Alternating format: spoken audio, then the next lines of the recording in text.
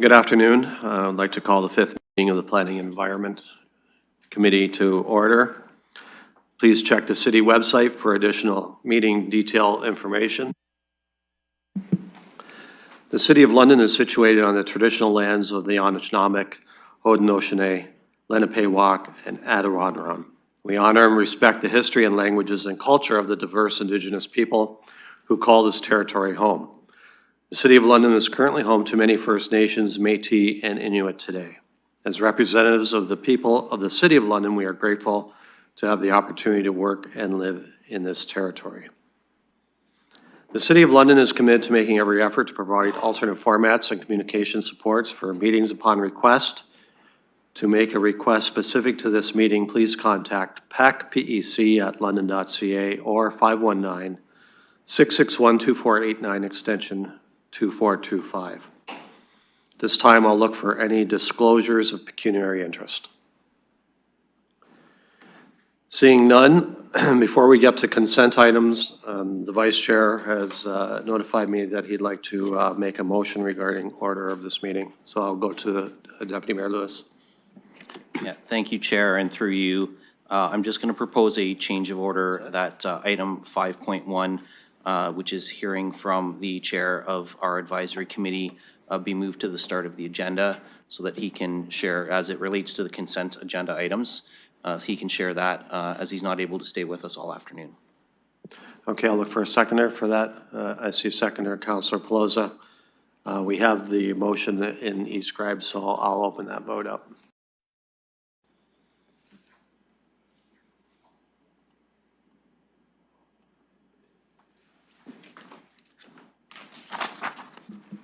Closing the vote, the motion carries 5-0.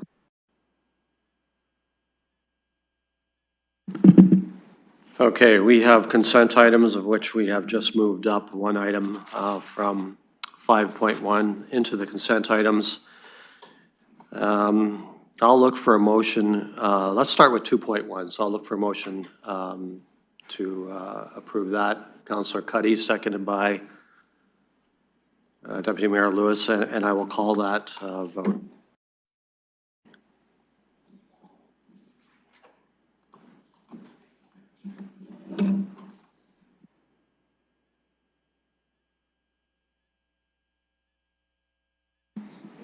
Counselor Lewis? Closing the vote, the motion carries 5-0.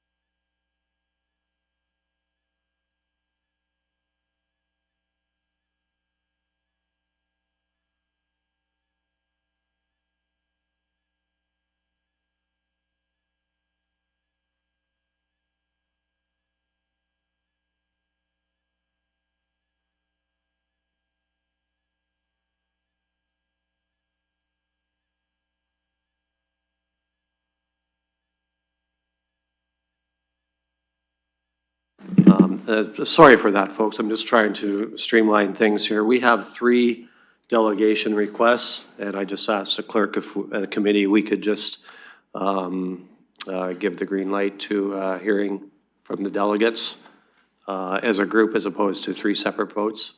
So if I'll look for a motion to do that. Deputy Mayor Lewis? So I'm amenable to move that, but we did change the order to hear from the advisory committee chair first.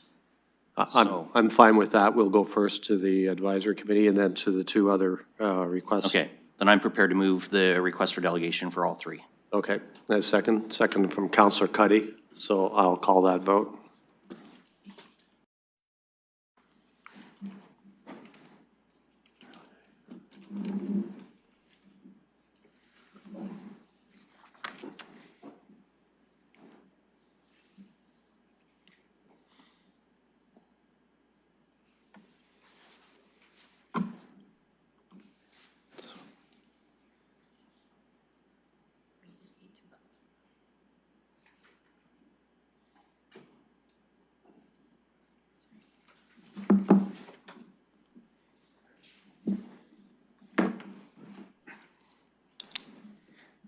Closing the vote, the motion carries 5-0. Okay, thank you. So we will go first to the Chair of the Community Advisory Committee, Ms. Metralier. And you have 5 minutes, sir. Please go ahead. Thank you, Mr. Chair, and thank you for adjusting that order. I appreciate it. I wanted to speak to you today to give some context to a somewhat unusual looking piece of our report on your agenda, and it relates to item 2.2 on this agenda, 124 Wilson. So you'll see that the not the recommendation, the report from the committee says that we received the staff report on this item and we are unable to come to a majority recommendation. And now I wanted to give you some assurance that the reason it appears that way is not because we didn't engage and seriously consider the staff report. We did have a lengthy discussion about it. We were appreciative to have the representative of the homeowner at the committee meeting. We asked them a series of questions. We asked staff a series of questions. We started with a vote which was to approve of the retroactive heritage alteration permit. The vote had more yeses than nos, but due to the council policy on abstentions, of which there were some, the motion failed, so we didn't get a majority on that. There was a second motion to support the staff recommendation not to approve the heritage alteration permit, and that motion also failed. And so finally, there was, having not gotten a majority for a recommendation, there was a motion to receive and note to the committee that we weren't able to get a majority. And so with that, the committee was okay with me giving, as best as I can, a neutral description of the discussion that happened. It was a divided issue for the committee. There was one side that felt the retroactive approval should be granted. I'll say the motivating theory on that side was the contributing resource, the property. It was maintaining the architecture. So the heritage features of this property were really, at least in the view of this side, the architecture that was maintained. The issue was really the replacement of vinyl siding, which was in that side's view not a heritage feature, at least a way that contributed. And so that side of the committee felt, from a common sense perspective, given the onerous cost on the homeowner, that the application should be granted. I'll say there was another side as well that felt that the staff report was correct in identifying the manufactured stone as being inconsistent with the Blackfriars policy. And the general view there was that exceptions shouldn't be regularly given. The view there was that the policy is in place for a reason and it should be respected. I'd say both sides respected the work of staff, but we did have a divided vote on this. And so we regret that we weren't able to give you more of a final and useful recommendation, but hopefully that context and the fact that it was divided is at least somewhat helpful to you in making your decision on that. That's all I had to say. Thanks. Thank you. I appreciate giving the insight into kind of what went on at that discussion. I think it helps us on committee to get some perspective. We have the next delegate, L. Davies. Ma'am, if you're ready to go, you'll have 5 minutes. Please go ahead. Good afternoon. Thank you for allowing me to speak today. 124 Wilson was originally purchased by the homeowners in 2013 as a student rental about 2 years prior to the 2015 bylaw, marking it as part of a heritage area. It had been renovated many times before 2013 with changes such as different cladding, room additions, and a porch cover and posts. The home never had valued heritage attributes such as keyhole windows, historic fenestration, stained glass, fan lights, etc. Other potential heritage attributes such as the cottage style, roof pitches, and shape scale of the front of the home remain the same with the current alterations. Previously, the home had broken windows, crumbling porch, multiple layers of damaged front cladding, and significant black mold. The owners viewed what they were doing as repairs to structurally reinforce the home and make it safe and weather resistant. It is now a stone front cottage instead of vinyl siding. They chose manufactured stone because they felt it was a strong material that would improve the insulation, strength, and integrity of the home and make it watertight, and that it would still fit into the neighborhood. 16 properties in the district have a type of manufactured stone on their facade, with 4 contributory properties where stone is applied as a full facade. This home is now a single-family residence, occupied by the homeowner's daughter, Kat Shong, and our daughter, Ellen Davies, who is Kat's partner. They are sitting in the gallery. Ellen and Kat are hardworking, respectful, responsible young people trying to pay off significant school debt, contribute to our society, and make a life for themselves. This is their first home. It is affordable housing. and they shared the cost of repairs with Kat's parents, who are hardworking middle-class people. The changes overall were intended to make the house stand much stronger for many, many years, to make it more energy efficient, and to enable Ellen and Kat to live in a weather-resistant home without mold and mildew.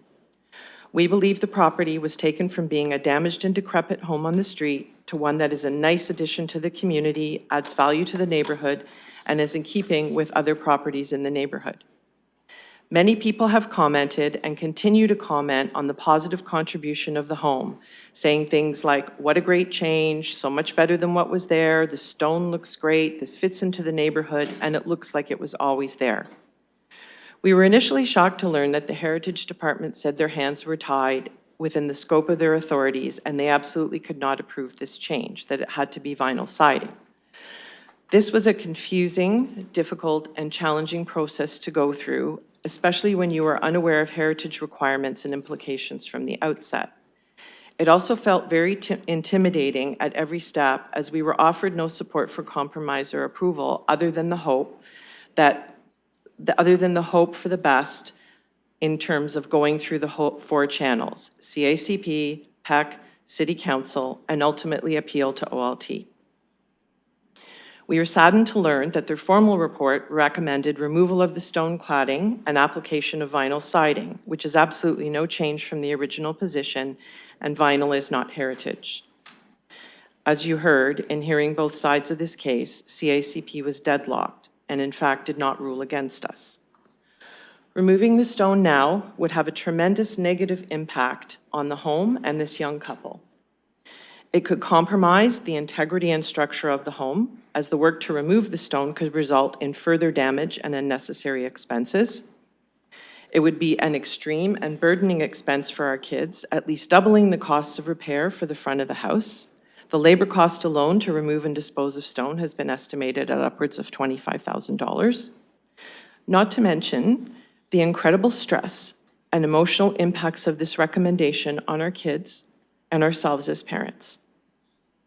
We are all just trying to do the right thing to support affordable housing for our children, to maintain the integrity of the home, and to resolve the situation without financial burden. We respectfully request your support for approval of the retroactive application for these alterations based on the individual merits of the situation and the property's lack of original significant heritage attributes. Thank you. Thank you, Ms. Davies. I'll look for the next delegate, Mr. Guard. Hey, sir, you have 5 minutes. Please go ahead. Thank you, Chair and committee members, for allowing me to address you today. I fully support the applicant in their desire to maintain the stone facade. To provide context, property owners have expressed that they did not know or were unaware of ramifications of living in the Heritage District. Many committee members may recall some of these owners: 27 Bruce Street, 836 Wellington Street, 330 St. James, 892 Princess Ave, 182 Duchess, 59 Wortley, 332 St. James. We frequently hear that owners should have been aware of the designation. My question is, how could these owners have known? Currently, there are 580 properties within the Blackfriars Petersville Heritage Conservatory District, which was established on May 15, 2015. Since then, 404 homes have sold. I'm often told that homeowners are unaware because realtors do not inform them. Unless one is involved in the heritage community, realtors are unlikely to be aware. Realtors access property records through Geo Warehouse, where no mention of heritage designation is made during a search. To make matters worse, the London real estate market is completely open to any Ontario realtor. We have 2,300 realtors in London. There are over 73,000 realtors in the GTA. Over 20% of London homes are sold by out-of-town realtors with no knowledge of our heritage districts. And why would they? It is also suggested lawyers should have informed purchasers. However, most lawyers no longer conduct title searches. Instead, they purchase land titles insurance, which is more cost-effective. Properties property owners prior to the district's establishment would also not have known. It is timely that staff are discussing public notification methods today. In essence, a homeowner would have no knowledge of a heritage district unless they are part of an extremely small percentage of individuals in the heritage community. The applicant has stated they felt confused and intimidated. Many property owners I have mentioned also have expressed feelings of emotional and stress. I cannot speak for others, but I can share an example of behavior that I personally experienced. As it is generally understood, bullying involves a power imbalance where an individual uses their power to control others. It typically occurs repeatedly and with malicious intent. At several meetings last year, I requested that heritage staff and Mr. Guard, I'm going to caution you. this is relevant. sorry. And I. No, I'm not going to have aspersions cast. You can make comments about this particular property, This but is, I got this is directly about the property, Mr. Lehman. I'm just going to caution you to stay I away from that understand. type of Correct, I of understand. speaking. Yes. And please respect that. Thank you. I do. So this is actually regarding a heritage matter, Carfrey Cottage. So it goes directly to the heritage process. At several meetings last year, I requested that heritage staff and a particular individual address me as Jeff Gard. Point of order. A point of order. Thank you, Mr. Chair. The applicant is not, or the speaker currently is not speaking to the one that's on the floor. I recognize they have experience with this, but they're speaking to another applicant. File would request it's the one on the floor. I happen to agree with that point of order, Mr. Guard. This is the last warning. Stay with this specific application, or we'll have to end your comments there. Please go ahead. Fair enough. The heritage process is fundamentally flawed. It seems like staff hold all the power and insist the public submits. That is my feeling. Please send a strong message and support the applicant. Let them keep the stone facade. I would also like to state in the heritage district, in the manual, stone is a approved material. Thank you. Okay, thank you. So that ends the delegates. I'm just going to put this item on the floor. Deputy Mayor Lewis. Thank you, Chair, for recognizing me. I'm not looking to put the staff recommendation on the floor. I'm actually looking to put a motion on the floor that the heritage alteration permit be approved. Does the clerk have that wording, or, okay, I'll ask clerk. Do you have that wording? I do. Okay, I'll look for a seconder for that motion. Councillor Cuddy. So we have a motion moved and seconded. I'll open it for questions, discussion. I'll go to you first, Deputy Mayor. Yeah, so I'm going to try and be as tight as I can here. First, as the representative of the applicant indicated, and it's in the staff report, things like the roof pitch, et cetera, were not altered. Those are the contributing features to the Heritage District. There are 16, and again, this is in the staff report, there are 16 other properties in the Blackfriars Heritage Conservation District that already use this type of stone facade. This is not out of character with other homes in the neighborhood. There are 16 of them. There is a significant cost to reverting back to vinyl siding, which frankly, I agree with the applicant. The report indicates that this residence dates back to 1885. Vinyl siding did not exist in 1885. I don't really see vinyl siding as a material that contributes to a heritage assets. But also the fact that this work is done. So what we would be doing is creating, forcing a change, not just at significant financial cost to the applicant, but we'd also be taking off material that's just going to end up in the landfill, which is also not a good use of resources. I think that this is reasonable. I've driven by the property. I think it looks great. I think that the applicants have done a good job in making their home look attractive. Certainly, the deterioration of some homes in heritage districts is a concern, whether that's demolition by neglect, whether that's vacancy of a property, whatever it may be. We know that that is an ongoing challenge. And here we've got applicants who have invested in their property to make it look better. I recognize that staff's recommendation is coming forward based on the policies that they have to follow. That's their job, but the advisory committee couldn't reach a decision on this. And it's our job to recognize when sometimes policies don't always fit the intention and the outcome. That's why we have the ability to make a different decision, and that's why I'm recommending we approve this heritage alteration permit. Thank you. Look for other speakers. Councillor Plaza. Thank you, Mr. Chair. A couple questions and a comment through you to staff. What is the material of this stone frontage that they've put on? I'll go staff. Thank you. Through the chair, to the best of our understanding, the material is a manufactured or faux stone, and those are typically made out of a concrete material that is formed, like a masonry unit. Councillor. Thank you. Also going through the timeline of events as laid on page 40, realizing staff made a couple site visits prior to their notification on October 29th with a phone call back in apparently on October 30th from representatives of the applicant.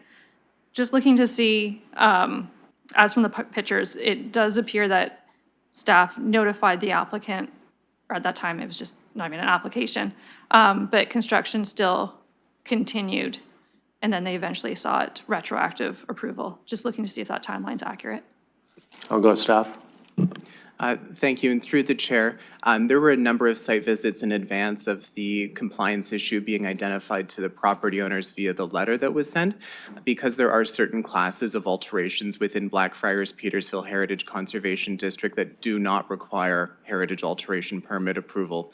So for example, if they had have removed the former vinyl siding and put up new vinyl siding that was matching, that's not a class of alteration that would require a heritage alteration permit. So staff completed multiple investigations following up on complaints that we received from community members. And once we observed that it had crossed that line of needing approval, that's where we contacted the property owner. Councillor. Thank you. Wasn't quite my question. I do see that you did 7 site visits. My question specifically is, you've done multiple visits, you did research, you notified them. Did construction, as far as we know, on the property continue after notification? I'll go staff. Through the chair, my apology. When we saw that the work was not yet completed and the work did complete, my recollection of the comment from the representative at the CACP meeting, they estimated the work was 80 to 85% complete, and I believe that's an accurate summation based on what we observed as staff. Councillor. Thank you. I also did a site visit and drove the neighborhood, as it is a lovely area of the city with walking amenities nearby. I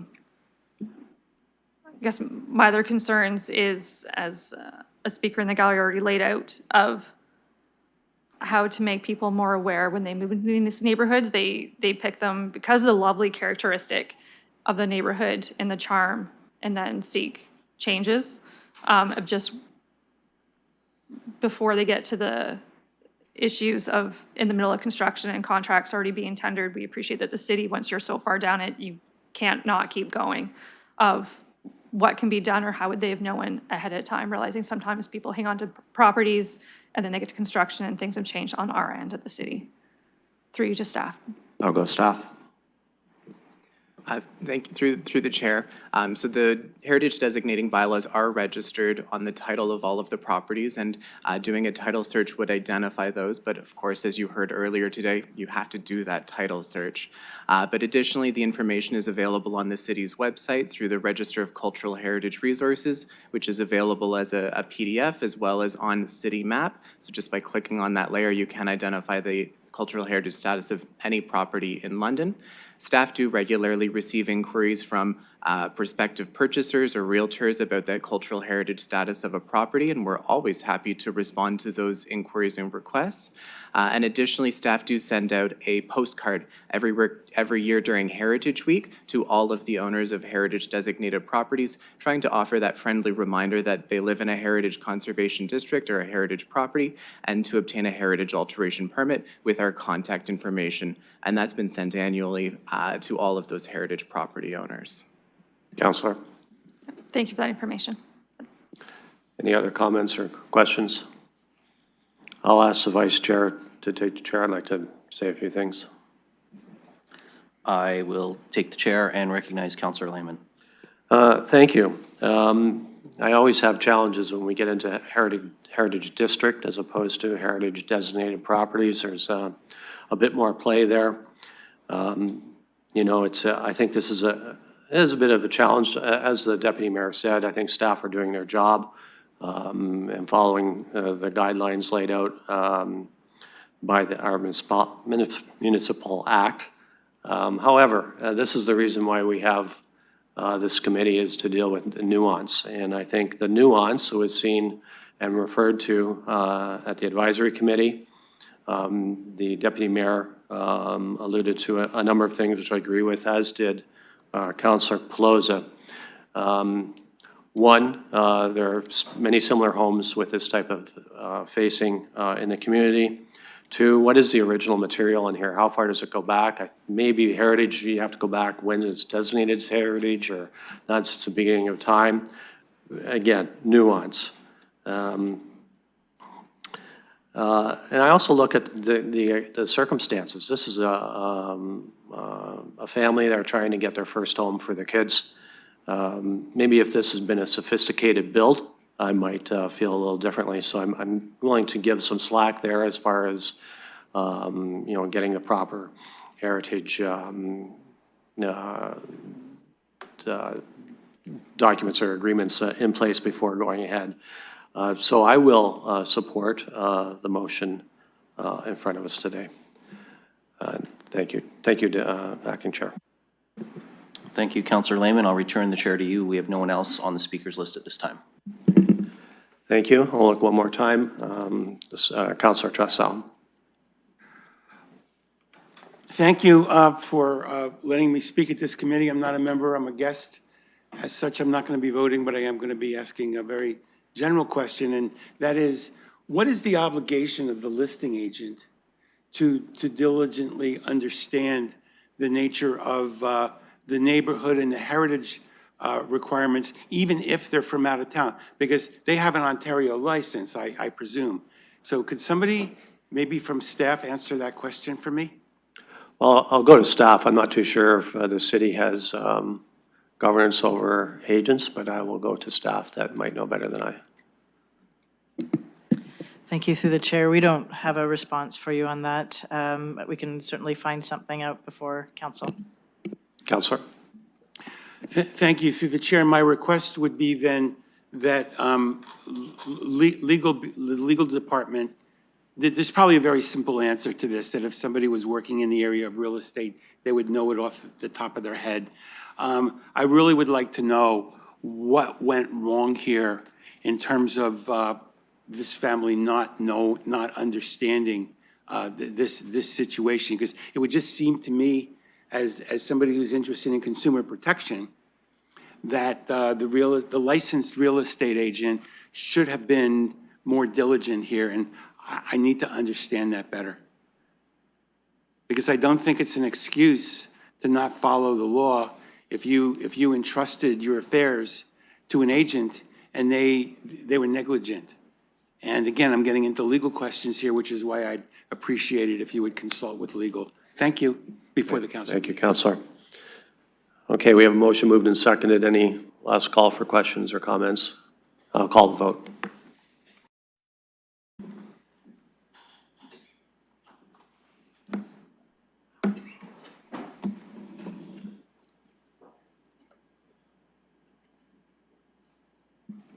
Closing the vote, the motion carries 5-0.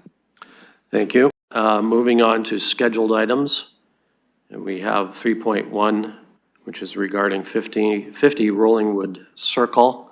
I'll look for a motion to open the public participation meeting. Councillor Pelosa, seconded by Councillor Hillier. I'll call that vote.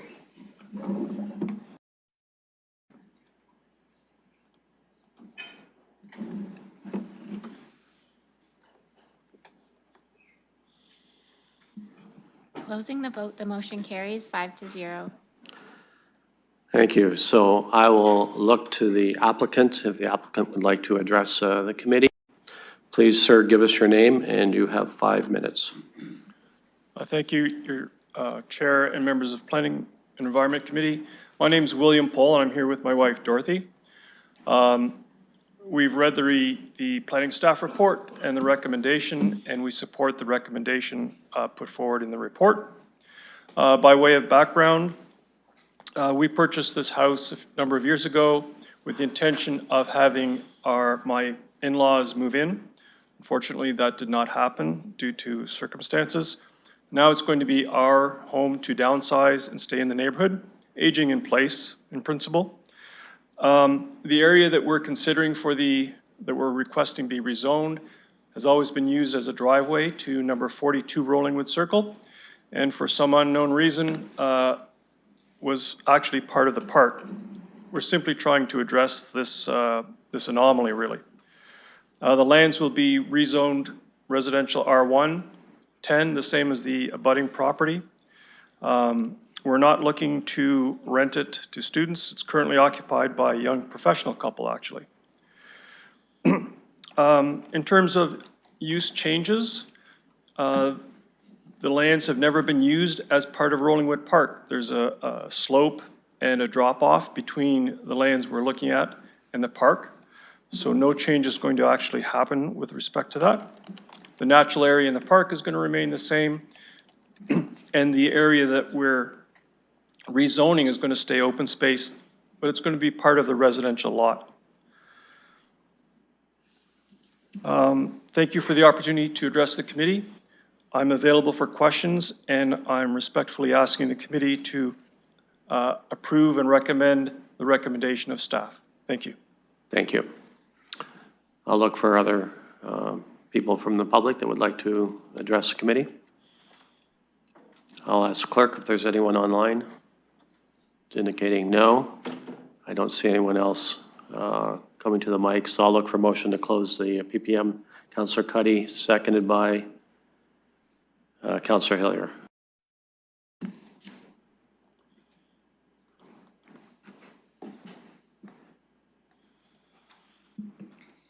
Closing the vote, the motion carries 5-0. So we'll open this to the floor for the committee. I'll go to Councillor Pelosa. Thank you, Mr. Chair. I'll put staff's recommendation on the floor. Thank you. I see a seconder from Councillor Hillier. Any comments or questions? We have a motion moved and seconded. I'll call the vote. Councillor Tressa, please go ahead. Yes, thank you, Mr. Presiding Officer, for recognizing me again. I'm raising these questions because I did receive a number of communications from, I presume, adjacent or nearby residents. And the concerns that they raised were the addition of this parcel to a baseline calculation in the future. Now, the thing is, your representations are well taken, but as we know, the zoning would attach to the land as a permanent, well, as a condition beyond your potential ownership. Is there some condition that could be put on this that would deal with not including this additional increment in future calculations? And maybe even more directly, the other suggestion I've heard from adjacent residents is, can something be done to protect, beyond your potential ownership, the open space and vegetation nature of this parcel? I'll go to staff on that.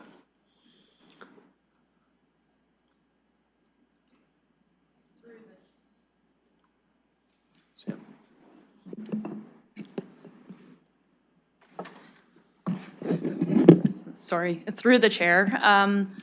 The zoning would stay with the property. However, if any future owners wish to sever the lands for redevelopment, that would trigger an additional public process through a consent application. Alternatively, if redevelopment beyond a single detached dwelling were proposed, again, the R1 zone only permits a single detached dwelling, so that would trigger an additional zoning bylaw amendment, which again is a public process. So we can't rescind any current or future property owners' right to submit any of those applications under the Planning Act, but they would trigger additional public processes for review. Counselor? To follow that up, thank you, through the chair, how would the as-of-right situation with respect to adding additional units be triggered here? Because wouldn't it be possible that a future owner would not have to submit a discretionary application that would trigger a public hearing? I'll go to staff. So under the current zoning bylaw, additional residential units are permitted as of right today. So the lands today could be developed with up to a total of 4 additional residential units. That is a general provision in the zoning bylaw, and that would would Counselor? Through the chair, my last question is, would the aggregate square footage of the parcel be a relevant factor in any future application from a subsequent owner? I'll go staff.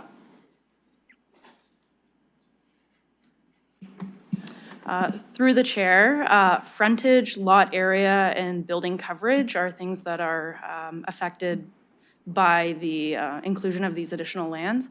Again, an additional planning process would be required for any severance. And yeah. Counselor? I guess I do have another question. My concern would not be a subsequent owner, and I use the term subsequent owner in respect to the applicant who has made credible applications, which I accept as true. Putting aside the possibility of a severance, if there's no severance, we still would have to do the calculation as to the square footage in the property. And this additional increment could change what they can do as a matter of right, or do I just have that wrong? I'll go staff. Through the chair, building coverage is calculated based on lot area. So in theory, a larger lot area could result in more coverage. Counselor? I'm sorry, I keep saying one more. In the opinion of staff, is this additional parcel that's going to be rezoned large enough that it could conceivably alter any of these calculation considerations? Go to staff. If I'm understanding the question correctly through the chair, it would increase the ability to add to the existing dwelling if they were going to be going beyond the permissions of the zoning bylaw in terms of lot coverage. That would trigger, again, a minor variance, which would be a public process. Counselor? Thank you, and that was a very important point. There would be if not a zone change, at least a minor variance in that case. Staff? That's correct. If they were seeking additional coverage beyond the limits of the zoning bylaw, a minor variance at minimum would be required. Okay, that's very helpful. Thank you. Good. Yeah, thank you for that. That's good clarification. Any other comments or questions? I'll call the vote.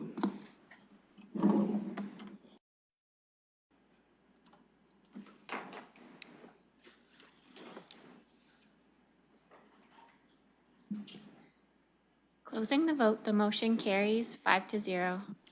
Thank you. Moving on to 3.2. This is regarding 2634 Barn Swallow Place. I'll look for a motion to open the public participation meeting. Councillor Hillier will call that vote. Questions.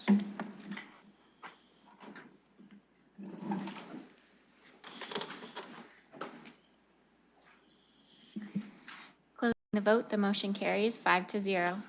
Okay, I'll look for the applicant. If the applicant would like to address the committee, please, ma'am, give us your name and you have 5 minutes. Thank you, Mr. Chair. My name's Nicole Looms. I'm with Sifton Properties, the applicant on this file. I would like to express our support of the staff report that was submitted in front of this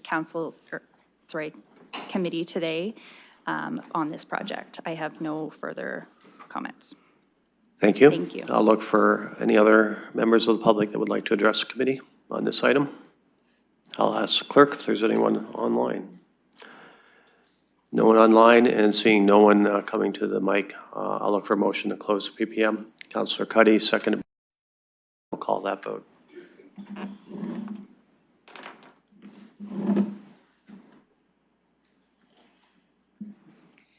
Closing the vote, the motion carries 5-0. Okay, I'll open this for committee members. Councillor Hillier. Thank you very much. Colleagues, I am asking you at this time to turn down this request for one simple reason. This density has gone, this height has gone from 13 meters to 24 meters, and it is at the top of the hill on Commissioners Road. And if I'm looking at the artist renditions in here, it's showing level ground on all sides.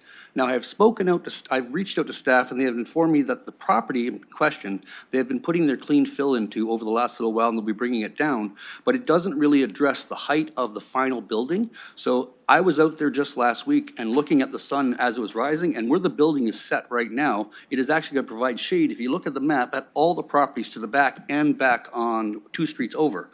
So I am wondering if we can refuse this and ask them to come back with something at a better height with a shadow study to satisfy the neighborhood's concerns. Thank you. So, Councillor, are you asking for a referral here? We only have 90 days, so I'm going to have to ask for a refusal. Refusal, okay. We don't have a motion on the floor here, so I'll look for something to get the ball started here that he can vote against. Deputy Mayor Lewis. Yeah, I'm prepared to move the staff recommendation. Okay, look for a seconder on that.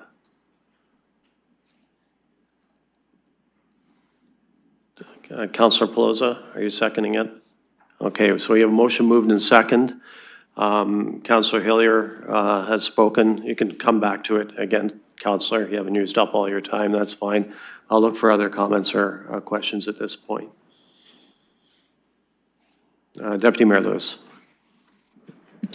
Thank you, Chair, and through you, I'm trying to keep my comments to this specific application, but it really is relevant to all applications. First of all, the councillor is right. We have a statutory obligation to make a decision on a complete application within 90 days. Staff have provided us a report with their best recommendations based on the planning regulations that we have. While we can certainly refuse an application or we can overturn a staff recommendation, that is the role of this committee.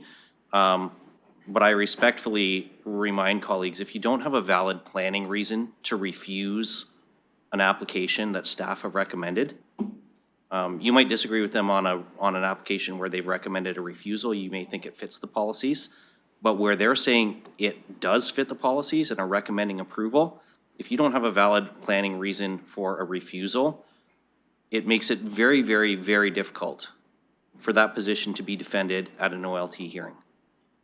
That has been the reality of the experience, both during this term of council and of last term of council. You can, there could be neighborhood concerns, but at the end of the day, we have to make our decisions based on what's required in the Planning Act. And I see in the staff recommendation here that this application meets all of those requirements. I also know that the councillor referenced looking at it in the early morning in the shadow study or the shadows cast, but we also have to take into consideration the whole of the day in terms of shadow casting. And I would ask staff, because there was a change in provincial regulations, and I'm not sure that, in fact, shadow studies are something that we can require anymore. I think we can request them, but, and if I'm wrong, please staff let me know. But I know that there was a change in some of the provincial regulations, and I'm just wondering if staff can clarify where shadow study considerations come into effect now. I'll go to staff. Through you, Mr. Chair, the shadow study is a request through the application consultation process. It is not a mandatory requirement that be one of the studies to be submitted through this process, both with the zoning amendment application consultation, as well as a site plan consultation. There was no requirement for a shadow study. Urban design brief was submitted. That included building conceptual site plans, building elevations and cross sections, and some information with respect to the preliminary grading of the site. But a shadow study was not requested here. And partly the reason is because it was not a high-rise building. It's not a mid-rise building. It's a low-rise building, which is permitted by the London Plan policies to a upper maximum height of 6 stories. Deputy Mayor. Thank you. So that's helpful to hear. Again, I recognize that the councillor is raising concerns that residents may have raised, but we have to follow what the Planning Act expects of us.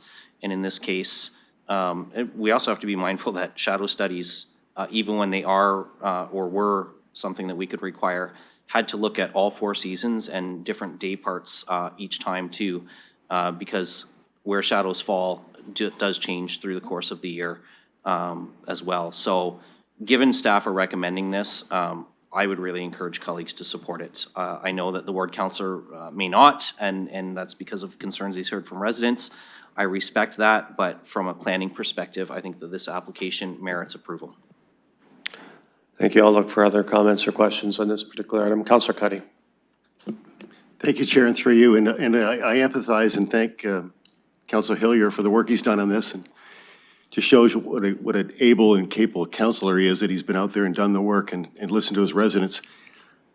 But I've also listened to Deputy Mayor Lewis, and I understand that this application meets all of the staff requirements, and so I will be supporting this. Thank you. Thank you. Other comments or questions? Councillor Hillier. Thank you again. Yes, I understand what the Deputy Mayor was saying, but my problem is I don't feel we've received all the information because, as they've stated before, they've been building this site, and with the artist representation we're looking at, it's not showing the true slope of the area. So I understand what the Deputy Mayor was saying, but I do feel when they're going from 13 meters, which was expected by the neighbors that bought into this area, and going to 24 meters, I feel that's excessive. So I'm asking you to refuse it. Thank you. Thank you. Other comments or questions from committee members or visiting councillor? Seeing none, we have a motion moved and seconded. I'll call.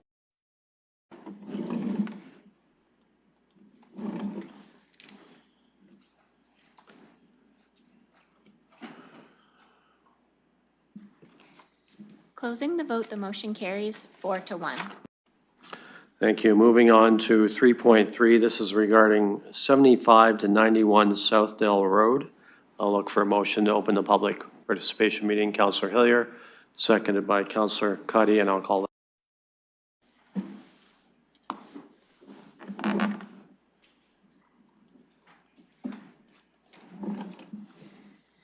Closing the vote, the motion carries 5-0. Thank you. I'll look for the applicant. If the applicant would like to address the committee. Please, sir, you have 5 minutes. Give us your name and away you go. Thank you, Mr. Chair and members of the committee. My name is Nick Dijak. I'm a planner with SBM Limited, representing the owners of 91 Southdale. The application that is before you is for a 6-story residential building with 56 dwelling units and parking within the building. It's right next door to a comprehensive commercial development, which is kind of an infill type development, and we're looking for approval of the staff recommendation. However, there is a bit of an oversight on my part, making the application and signing off on the submission files. There was a bit of an encroachment item that needed to be addressed. So my request to the committee today is that we make a slight amendment to the draft bylaw, particularly to item number X on the site-specific provisions, which requires a 1.5 meter setback from property line for balconies. Looking at the building drawings and plans, I was informed by the owners that there are balconies fronting onto Petty Road, and an additional or a reduction of the encroachment would be required. So what we're asking is a 0 meter setback from the property line, which would allow some flexibility because the front property line is not perpendicular to the building.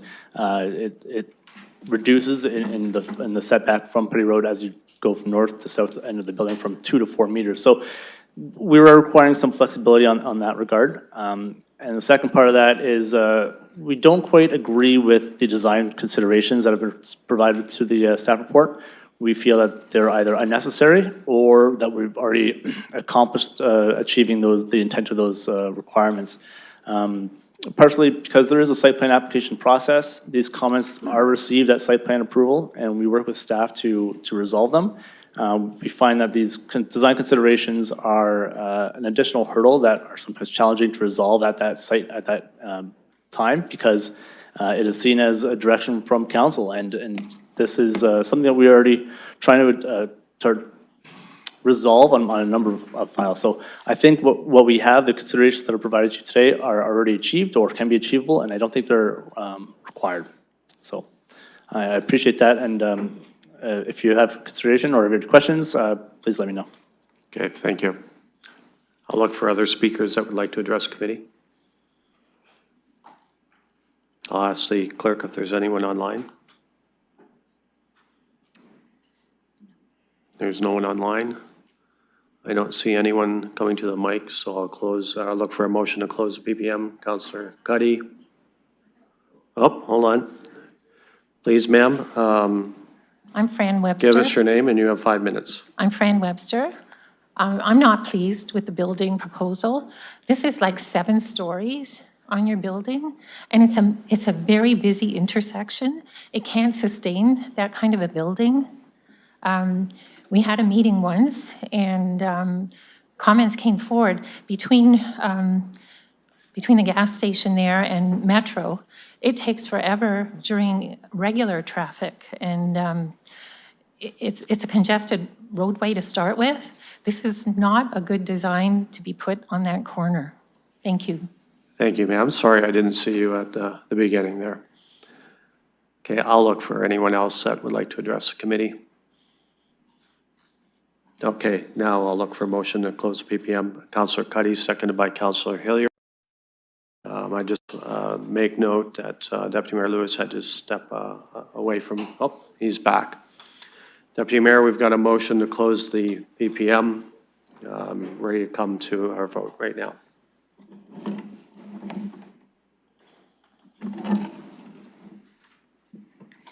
Closing the vote, the motion carries 5-0. Thank you. I'll look to committee members right now. Councillor Pelosi. Thank you, Mr. Chair. I know it's not procedurally necessarily in order, but having heard the applicant request 0 meter setback versus the 1.5 that's actually before us, wondering if we could hear from staff first of any feedback they might have, if they could comment at this time in regards to it before we move forward with the discussion. Okay, I'll go to staff on the setback question. Through the chair, staff are agreeable to that amendment. Councillor. Thank you. At this time, to get the conversation going, I am prepared to move the staff recommendation, knowing the change of 1.5 to 0 meters as in X in the attached bylaw, and including in the site plan Part B and IV that I pre-circulated and the clerks have, just for consideration during site plan to explore opportunities on site to address cut-through traffic from White Oak and Petty Road is for consideration. Okay, so the councillor had pre-circulated that amendment or part of the motion that she's making now. The clerk will work to get that up and e-scribe, but to get things going, I'll look for a seconder. I see Deputy Mayor Lewis has seconded. Then I'll go to you, councillor. Thank you, and I just want to say thank you for staff. I was on site at the property this morning. The applicant's always welcome to reach out to help the conversations before we get to committee floor. So I was on site, I actually live in the area, and staff walked through some concerns I had in regards to setbacks, lot coverage in the balconies. Also looking at the traffic flow through, as a resident had mentioned. This is actually not the metro intersection. That one's definitely got issues right now, not denying that. This is White Oak Road at Southdale where the Tim Hortons on the corner, absolutely an infill area. And some commercial things. We're hoping that area, as it a property is by York, that has not come to fruition. This building already has a 3-story one behind it. My concern with the site plan that we added in was just the traffic flow through. Some people already cut through the Tim Hortons parking lot to get to Petty Road versus using the White Oak Road, which would ideally be the designated spot to come through, not a parking lot. Also for resident concerns and for the applicant, this intersection is actually slated to have a rebuild this summer, realizing there's also a bike lane coming down White Oak Road. It's one of the major thoroughfares for cyclists to get out of London. And it's the bike lane that tends to be used as a turning lane into the Tim Hortons in the area. So just looking to realign the intersection and do some advanced turn signals to help with traffic flow. But overall, supportive of the application. Thank you. Look for other comments from committee members. Deputy Mayor Lewis. Thank you, Chair. Agree with everything Councillor Pelosi said. I'll assure her that when I visit the Tim Hortons, I'm not using it as a cut through. It's just a stop on my way to Earl Nichols for hockey practice. But this is a prime location for some infill and residential development. You know, there's a number of neighborhood amenities, you know, a couple of restaurants nearby that folks can easily walk to. Besides the Tim Hortons, the Earl Nichols Community Center is across the road on Southdale, just on the north side. So some great neighborhood amenities available, provided by the city there. There are parks in the area as well. So to me, this is a great place to have a little bit of infill. And with the intersection improvements that are coming as well, which will help traffic flow, it makes sense to let this project get moving ahead so that we can get some more shovels in the ground and get some more housing units built. Thank you. I'll look for other speakers. Seeing none, we got a motion moved and seconded. I'll call the vote.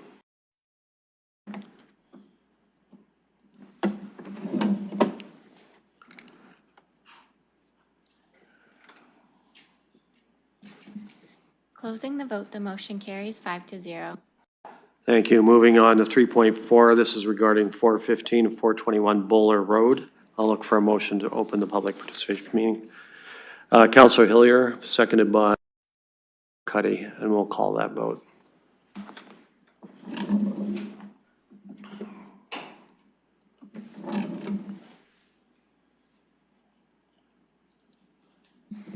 Closing the vote, the motion carries 5-0.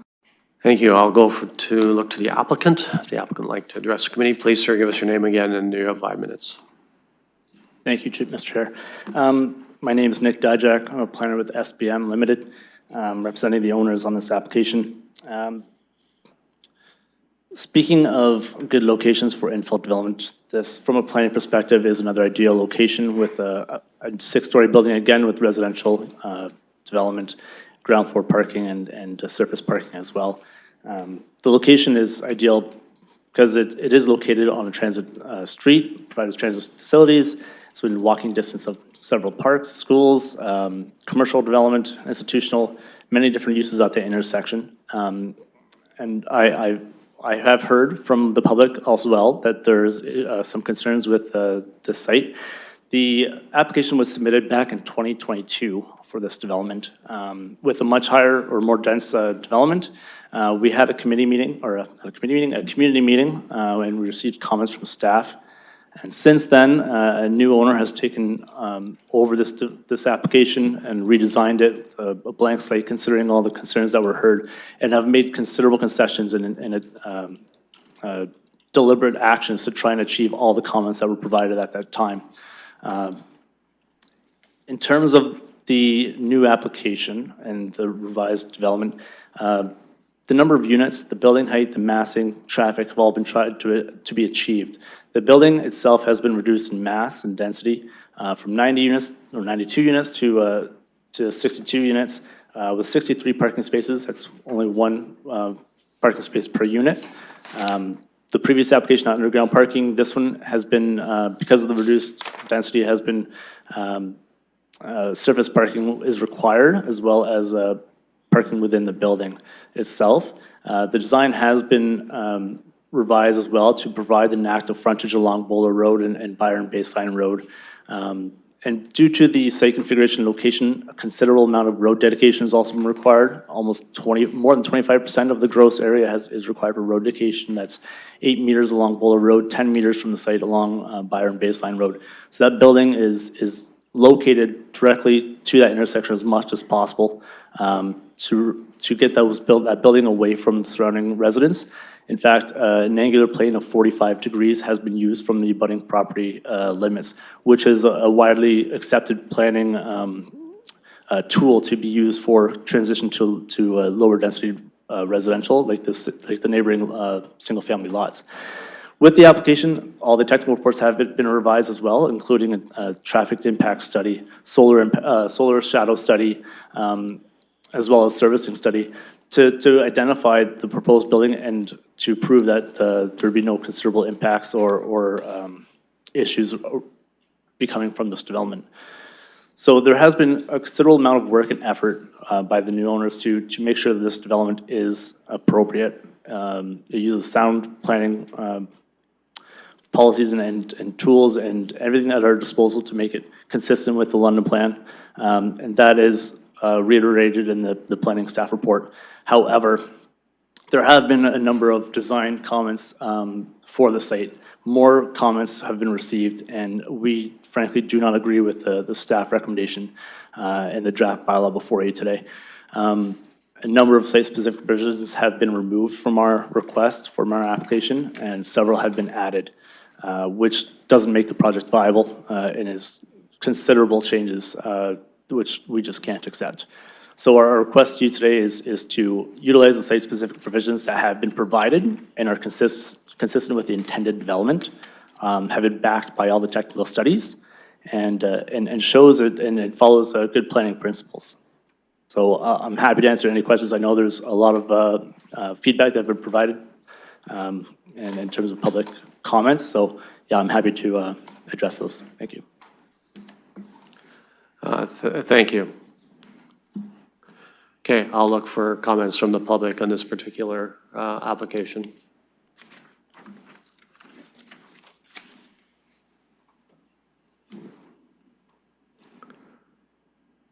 I use this microphone? Absolutely, yeah. Please give us your name, and you have 5 minutes. Okay, my name's Colleen Wilton. I live at 409 Bowler Road. From the moment that we saw surveyors next door and in our driveway, we knew that something was coming. I called City Hall and spoke with someone regarding this and was told what the property and area was zoned for. It wasn't until the application for rezoning when it really struck home. From that moment until now, it has had an impact on my health, from stress and anxiety to downright depression. We've lived at 409 Bowler Road since December of 2002. Since that time, we've created a backyard oasis, pouring thousands of dollars over the years by planting flowers and bushes, shrubs and trees, and milkweed to attract monarch butterflies, which are becoming endangered, and other species of butterflies. We have migrating birds that nest in the area, such as Baltimore orioles, and more than one species of hummingbirds that we feed in order to help with their numbers and in their long trek of migration. We have a pond that dragonflies and toads use to reproduce. We're recognized by the Canadian Wildlife Federation for all we do. Being retired, this is what we look forward to every spring through fall. While I understand there's a housing crisis, I don't believe a 6-story, and 7 if you count the mechanical room on top, in the heart of Byron, in the middle of residential homes, is the answer. The shadow effect alone, and I have heard your comments before on this, is a huge concern for us as I suffer from seasonal affective disorder. The shadow from this proposed building would directly impact the sunlight on our house in the winter months and thereby affect the snow melt and the heating costs, as well as the lack of sunlight would have on my health. It's similar to having trees planted close to a house can reduce air conditioning costs in summer. The entrance and exit in the diagram puts it right beside our driveway, which currently is very, very difficult to get out of. Because of the increase in traffic on Bowler Road and Byron Baseline Roads, we take refuge in our backyard as a respite from the noise. Vehicles coming in and out at all hours, recycling trucks, etc., is an awful thought, not to mention parking lot lighting. The privacy of our backyard that we enjoy daily would be in jeopardy. This feels like a direct revocation of our freedoms and rights to privacy. For these reasons, I strongly oppose the height of this building.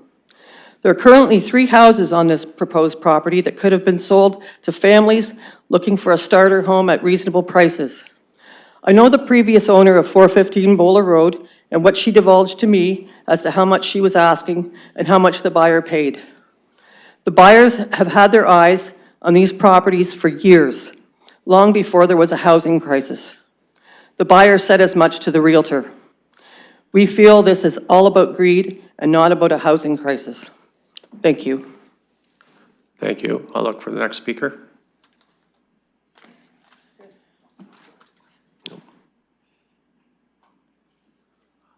Please give us your name, and you have 5 minutes. Hi, I'm Doug Quigg. I live at 409 Boulder Road as well. Just a few comments here. I understand your comments about the shadow study, but a shadow study is used for a reason. You have, it's the ones that were presented to us, and I got your updated one, and I put picture to picture, and there's no difference between any of those pictures.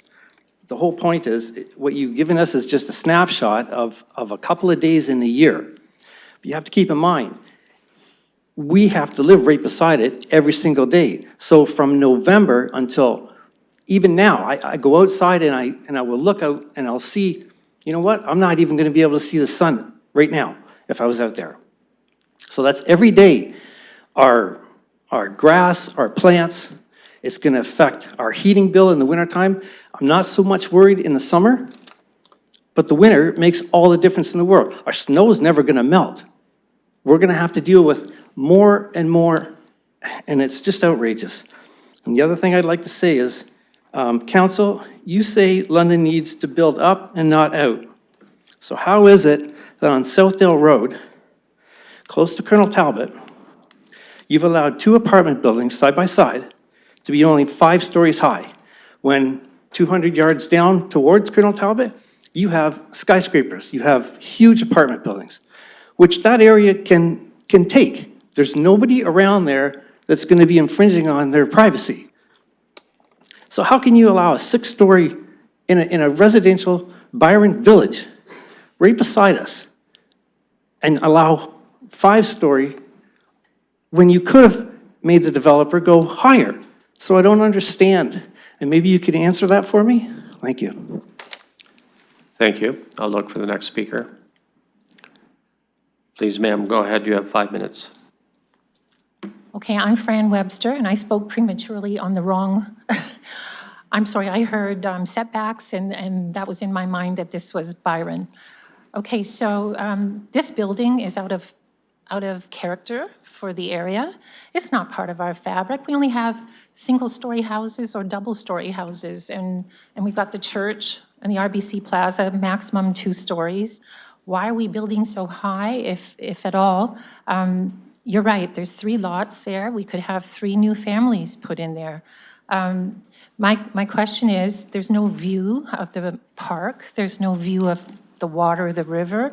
It's the busiest corner we have in Byron, next to the one by TD. So my question's, why are we doing this? I myself was in a car accident, and that stretched between the gas station and TD metro area. Okay, during rush hour traffic, I'm hit from behind on a wet day. The whole road is backed up.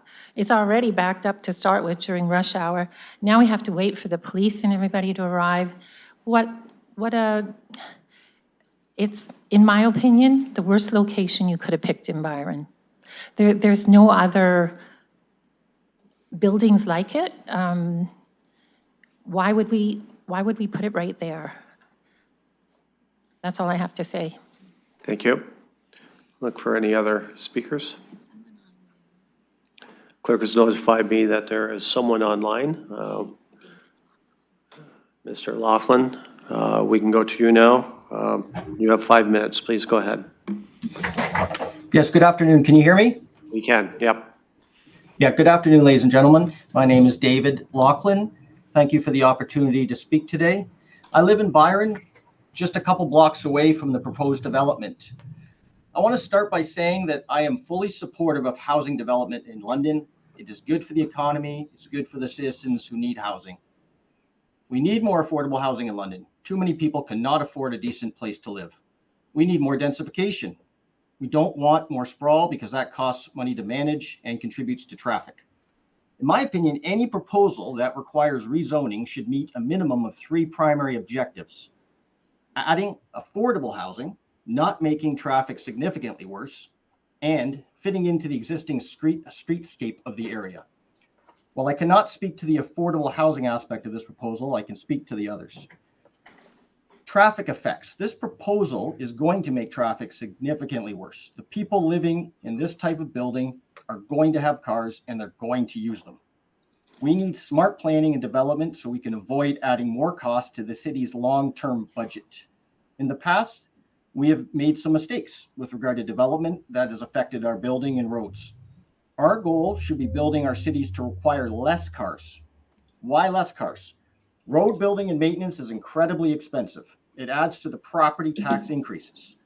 More cars creates more pollution.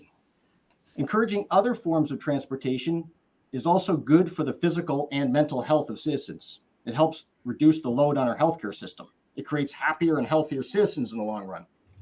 Great cities build their cities to encourage public transportation and to limit the requirement of cars.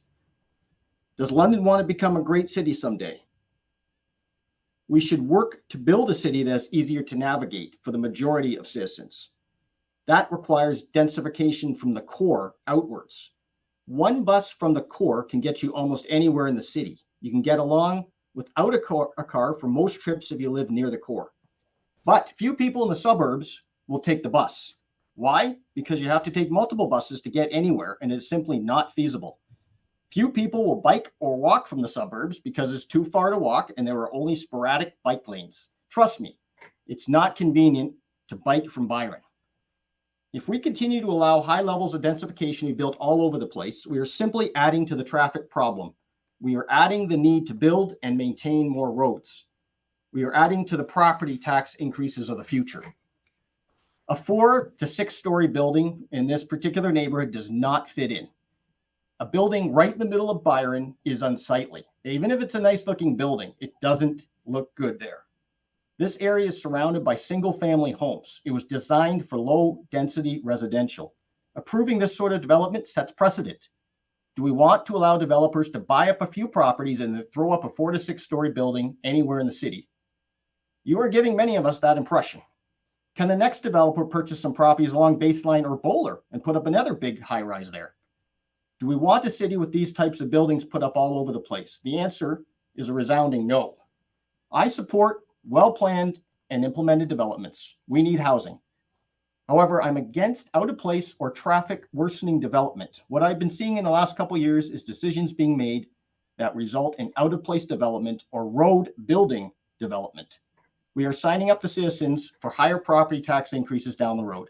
And that is exactly what the proposal at Bowler and Baseline represents. I am a proponent of building a city that makes it better for new citizens and reduces the long-term cost to the city. That means not adding to the burden of new roads or higher road maintenance. And it opens up the possibility to not need a car. That is a great city. I ask you to listen to your residents who invested their lives into this community. I have lived in London most of my life. This development is not what the majority of Byron residents want. If you ignore your residents, you're going to find them leaving the city and the tax base getting eroded. Instead of a 4 to 6 story building, ask the developer for a proposal for a small condo or townhouse complex. It adds housing that does not look terribly out of place. There is a lot of pressure to just rubber stamp all proposals, but I ask you to think about what is actually best long-term for the city and for the residents who have made their lives here. Your local residents are strongly opposed to this development. That should matter. Thank you. Thank you. I'll look for other speakers. I'll ask the clerk if there's anyone else online. I don't see anyone in the gallery that wishes to speak, so I'll look for a motion to close the PPM. Councillor Cuddy, seconded by Councillor Hillier.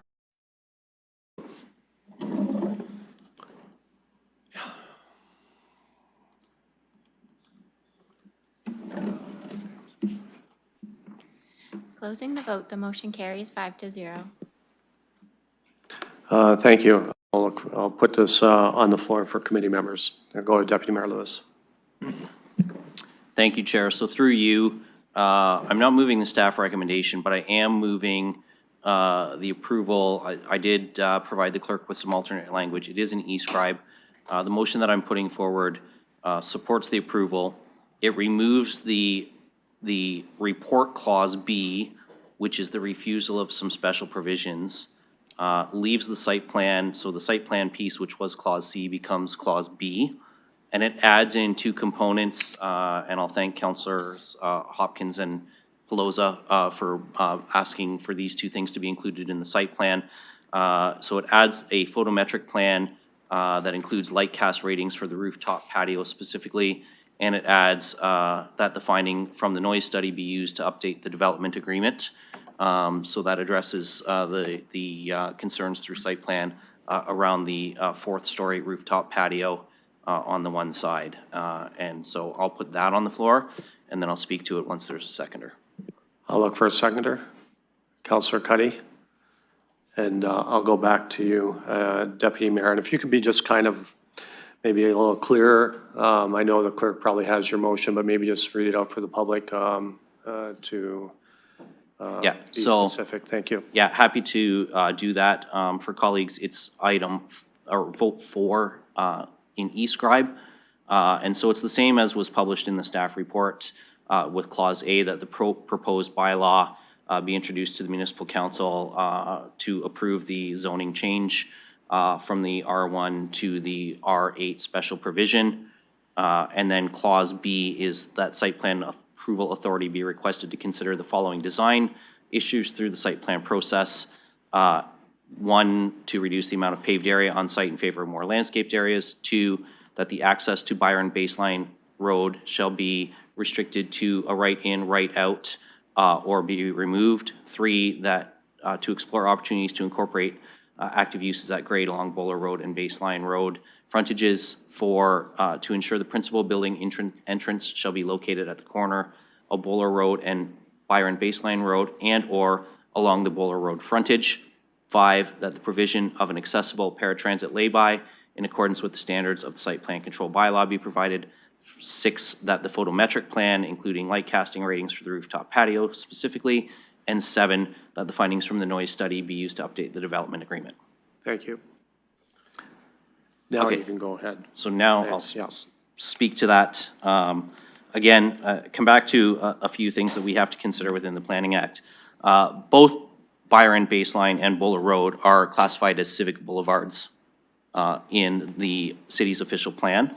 That, as of right, allows the developer to have 6 stories here.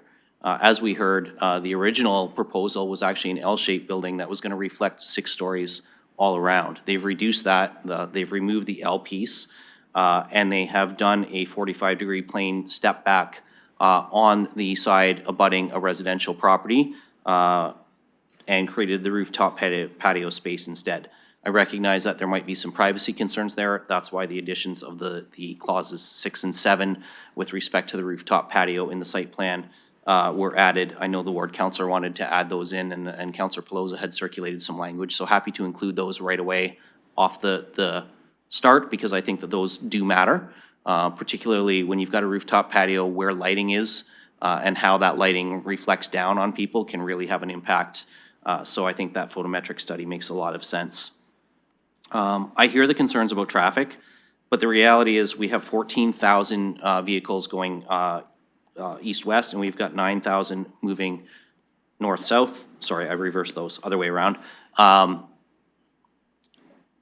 When we're talking about 60-unit sort of development, that does not move the needle on the road classification. I do understand that there are some enhancements coming in the near future along Bowler Road. I'll, leave that to the ward councillor to speak to what's coming there, because I'm sure she knows that much better than the rest of us do. But it is within the traffic volume parameters that transportation uses to assess roads and the transportation impact of a development, that it does not change the classification of the building. I really appreciate the applicant incorporating ground floor interior parking. I think as we look forward, and I've heard this from other developers recently, while we may have a 0.5 minimum parking, we don't have a maximum parking. And when we had that discussion to reduce to the 0.5, there was considerable discussion about letting the market decide what they can do, because they need to have parking to lease to tenants who want to live in their buildings. I've heard a number in the last 6 months or so, and particularly in the last 3 months, of builders around the city saying to me, as applications come to PEC, that you can stop expecting to see 0.75 or even 1. We're probably going to start coming back with 1.2 because we can't lease units where there's not a second parking space available. I've heard that even in the downtown core. We heard reference to you can do without a car in the downtown, but even in the downtown high-rises that are coming up, we're having builders who are saying, I'm not building undersized parking anymore. I'm coming forward with more parking because that's what the tenants are expecting. Well, there are other options to get around the city: walking, cycling, transit, ride-hailing apps and taxis. We see more and more, actually, issues with buildings that need laybys for Uber and other providers picking up and dropping off, food services picking up and dropping off. The reality is that we don't have, outside of the downtown core, transit system that people feel that they can rely on, and they choose other alternatives. They also don't feel that the transit system meets their needs in terms of being able to do things like get groceries, go to, pick up the kids from soccer practice and bring them home, or hockey practice and bring them home. And so those ride-hailing apps, if they are not utilizing a car, are an alternative that they're taking instead of transit. So I don't think that we can expect to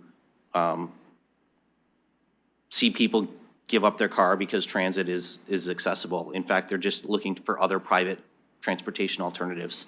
So to me, this one meets the planning requirements.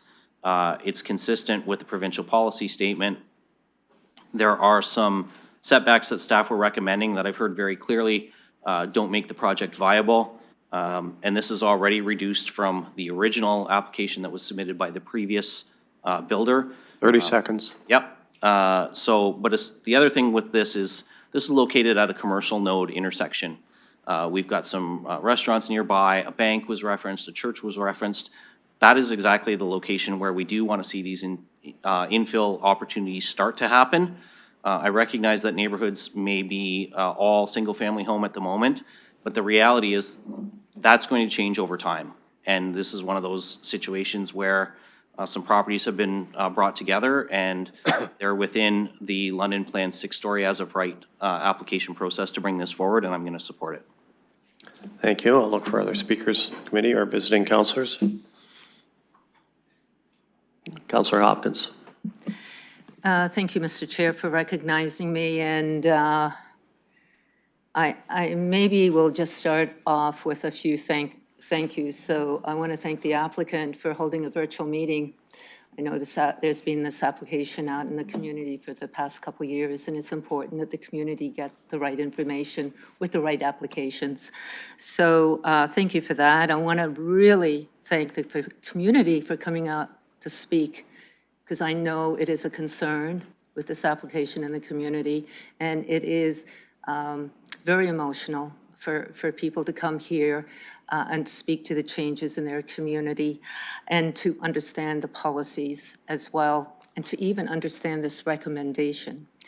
I want to thank the committee for hopefully supporting the added amendments that Council Pelosa has brought forward, and Deputy Mayor spoke to it, regarding the metric plan, which will include the lighting casting over due to this rooftop, especially to the neighbors to the north, as well as the findings of a noise study going forward in terms of the development agreement. Those things are really important because we need to really understand how this rooftop is going to affect the community. And as much as I would like to see it gone or moved away, I think having a look at it through the site plan process is an opportunity. I want to also acknowledge the shadow study. I know the community wanted to see it, and I want to thank the applicant for providing that information. And as we go through the site plan process, hopefully a further detailed shadow study will be recommended through that process. I'm not sure if staff are here to speak to the upgrades on Bowler. If we can just get an update. I know the community is here, and I think it's important that they understand where that project is. I'll go staff. Thank you. Through the chair, we have a project scheduled for 2026, which includes a two-way cycling facility along the east side of Bowler Road, which goes from Commissioners to Southdale. And right now, we're actually at just waiting on a 90% design drawing submission, so we're getting fairly close to finalizing the design. Councillor. Thank you for that, and I would assume that would be in the spring. Staff. Sorry, through the chair, unfortunately, I cannot answer exactly when it will start, but sometime in 2026, I've been told. Councillor. It's good to know it's coming forward. We've been talking about it for a while. I know bike lanes are really important in this area for people to move around in. I bike along this area, and I have to jump out onto a sidewalk because it's a very narrow at this intersection. I want to start off with, and I know the deputy mayor his motion is to take out B, which staff is refusing, and I know the applicant is disappointed that this refusal is in here. And I want to maybe acknowledge a little bit about how sometimes we have to compromise. Community finds this development too much for this area. I'm not even supportive of the intensity of this development in this area, but I'm willing to make that compromise and understand the refusal that staff are recommending. And this refusal relates to, they've done their due diligence, they've looked at the policies to make this fit. This is what needs to happen as it relates to privacy and buffering. We could see the front. Most of that front is going to be dedicated to road widening. I really would ask you not to support taking B out. Let the process take care of if this building is going to fit. That's my compromise. The refusal. I know the community, you could hear from the community that they're not supportive. This has been a conversation for the past couple years that it is too much. We've gone from 90 units down to now 62 units. It may be too much if we don't look at those setbacks. And it will support what the community is saying. The community is saying that it doesn't fit. The privacy, the movement, moving around this community. I've heard over and over again, it's going to be a challenge. How it looks at an intersection that is basically in the middle of Byron, and we're going to have ground floor, the first ground floor will be parking. That, I don't think, is a great opportunity for a building that could be something that could be adding the benefits in the community, that we're going to have the first floor parking. I would really like to see less parking here, 0.5. I know Deputy Mayor spoke to, it's not marketable. But, you know, we put these infills for the reason of creating opportunities for people to use other modes of transportation, not just parking. I'd love to see underground parking here. That would make more sense to me with this development, to go underground, to be a little bit more space, a little bit more privacy, a little bit more opportunities for landscaping and buffering. So by supporting this staff's recommendation, not what the applicant wants, but staff's recommendation to see how this building will go forward. So again, I appreciate the committee supporting the added amendment through the site plan process, but don't like to plead, but I am pleading to this committee that they support some of the concerns that this community will have. We haven't even talked about affordable housing. I hear over and over again, if we're going to go 6 stories, why aren't we putting units in that people can afford? That would be great, but we don't have those tools. So again, support staff's recommendation. Let the process be undertaken to see if this building can fit. That's my compromise. I know the community is not going to be happy about it. But please don't just bend over because the developer is not happy with this recommendation. Thank you. Councilor Pelosi. Thank you, Mr. Chair. I'm looking to move an amendment and put staff's original Part B back in, realizing the counselor, it's contrary. I was just looking for a way to do it when we get to council. It's neater. Fair enough. I'll just vote no then. Thank you. Okay. Deputy Mayor. I'm going to ask for an additional 2 minutes.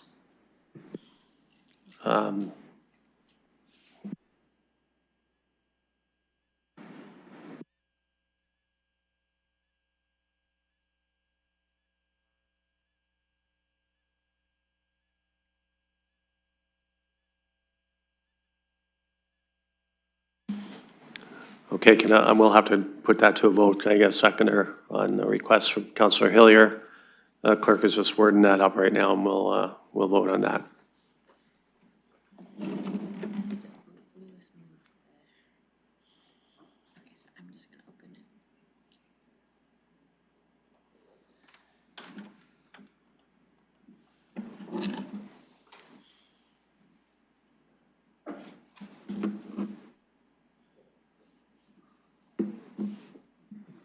Councillor Lewis.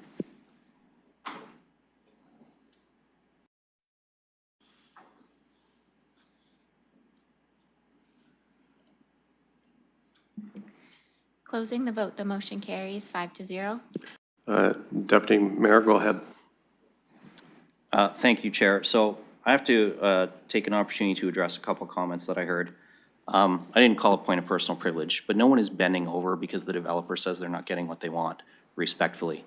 But we do have to listen to our builders in this community when they say, if you do this, we will not build it because it is not financially viable. I heard underground parking referenced and affordability.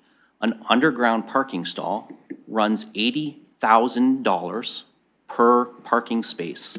If you want to make buildings less affordable, insist on underground parking because it will drive up the construction costs, and those will be passed along to either the condo purchaser or to the tenant if it is a rental building. That is simply the reality that we face today. When we talk about affordable, there are subsidized programs that applicants can apply for if they wish to provide affordable units. This applicant has chosen not to seek to utilize funds from that program. But when we talk about affordable, I think it's important to recognize that affordable is taxpayer-funded affordability. It is a subsidy, whether it's federal, provincial, or municipal funding. It is not coming through a reduction in the building itself. We did hear residents ask, you know, on another street over, there's 5 stories and then there's taller buildings. But that's all about the built form and the financing models and all of those things that a builder has to put together when they develop an application. In this case, we've heard very clearly that they've reduced the units. To me, that is the compromise. They're not here with an L-shaped building and looking for 90. They've made some reductions. They've brought forward a new plan. They are within a height that is consistent with the London plan. And in terms of proceeding with affordable or not, you know, that's up to the developer to pursue through the CIPs. I will say, in speaking to the applicant, I do know that they are planning to have a number, and I believe it was 10%, but don't quote me on that, of units in the building that are fully accessible for those who want to age in place in the Byron area and 30 seconds. may need accessible washroom facilities and things like that in their units. And I think that that's an admirable thing for them to be including. But again, I come back to if we wanted to go with the original recommendation, we heard it here today. It will not be financially viable and nothing will be built on the site. And what that means for our housing crisis is no progress anywhere. So I encourage colleagues to support this moving forward. Thank you. Other speakers? Councillor Pelosi. Thank you. Deputy Mayor Lewis has now encouraged me to speak. How much time do I have? Have I used anything? 5 minutes. Perfect. Oh, go for it. Yeah, Mr. Wallace would like this. So realizing as applications come forward, committee and council approves an application, we can never force shovels to actually go in the ground and make things be built unless we're building our own housing, as LMCH doing is Reimagine Southdale. So always mindful of that. Also mindful that sometimes we approve things and decades seem to pass before people actually put shovels in the ground. And if a developer has a financially viable business plan or not is also not my concern and nothing I have control over. My question through you to staff, realizing Part B has been removed and page 136 speaks to balcony and canopy projection. Realizing the application in Ward 12 was a little bit different with how things are laid out. Looking to see if there's already reduced setbacks and balconies and canopies with 0 meters to lot lines, if there's potentially concerns of how these might interact with active modes of transportation, like sidewalks, runoff from balconies, canopies, if they're potentially putting water into public areas, or if it creates drainage concerns from neighboring partners and potential flooding. I'll go to staff.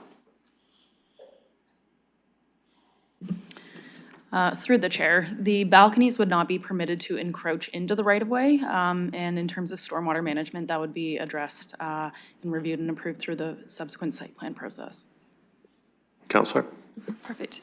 Thank you. Also, I believe it would come through site plan, at which point they would actually discuss what the balcony material would be made of, if it's transparent or opaque, just to help with some privacy concerns. I don't believe that was in here.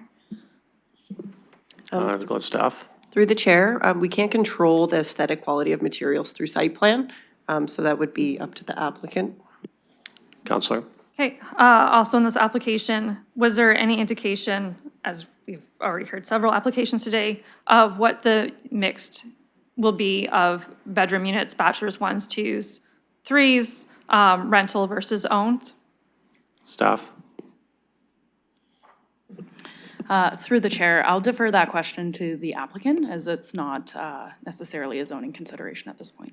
Councillor, would you like me to go to the applicant on that question? Yeah, they were here, and I believe Nick said he was available. Please, and can answer the councillor's questions regarding mix of bedrooms in the units and ownership, private ownership or rentals. Thank you, Mr. Chair. To answer your question, Councillor, the intent would be for rental units, and there would be a mix of approximately 25% would be two-bedroom units, and the remaining would be one-bedroom bathrooms.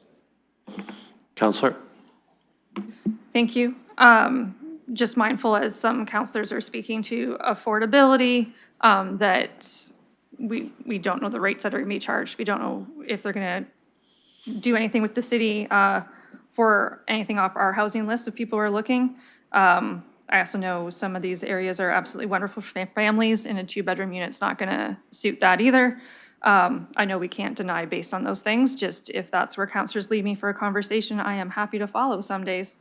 I'm not usually good at using up my 5 minutes, so you might have to just have enjoyed what I've already done. If we're looking at the bicycle parking, it was also part of a reduction. I heard some residents say that they actually do bike in the area. Do we have concerns with the reduced parking and just making sure it's going to be secure? I'll go staff. Through the chair, staff are not supportive of the reduced bicycle parking. And further, there are future plans for bicycle infrastructure to be constructed on the east side of Boiler Road beginning in 2026. Counselor? Okay, thank you. I know the applicant is here and listening. I do appreciate them being here and taking questions.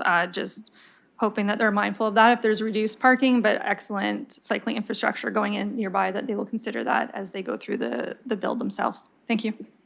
Thank you, Counselor. Other comments or questions from committee members?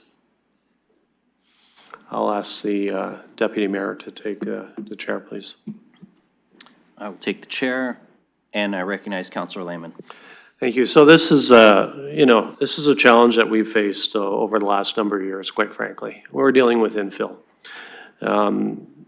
Everyone recognizes that we have a housing challenge in London, Ontario.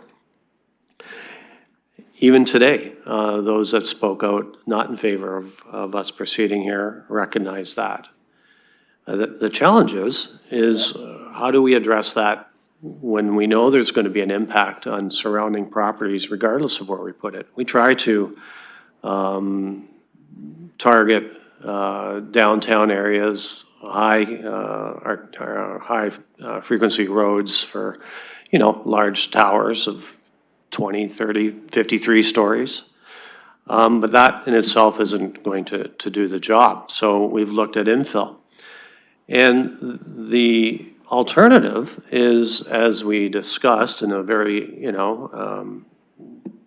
heavy discussion, when we look at our urban growth boundaries, we don't want to pave over farmland. But what's the alternative? The alternative is to build up where we can and do infill like we're doing. And the provinces recognize that, as well as the federal government, because any funding has had that attached, as well as changes to the act regarding planning. In this particular case, yeah, I agree with the councillor. There's compromise. I guess where is that compromise point? I look at this property was originally 6 stories, extremely high density. Now that has been reduced by almost a third, 6 stories and 4 stories. It's at a corner where there's a church across the street, a commercial mall, kitty corner, and a gas station on the other side. So it is an interior commercial node, which we discuss about, future development in new subdivisions of encouraging that type of thing. So we've also heard from Deputy Mayor about, addressing traffic concerns. So a lot of traffic that goes on that road, having, some more cars, 60 more cars approximately, not going to change that too much. But there will be an impact, there'll be an impact, as there has been on other properties in the city that we've gone ahead with to allow more units to be built. In this particular case, I think there's 5 homes or 3 homes that will no longer be there, and in place we'll have 62 units. Multiply that by hundreds of times, and it makes a significant impact on our goal of 47,000 units by 2031. So I will support the motion on the floor but acknowledging that there are impacts for, the neighborhood in the area.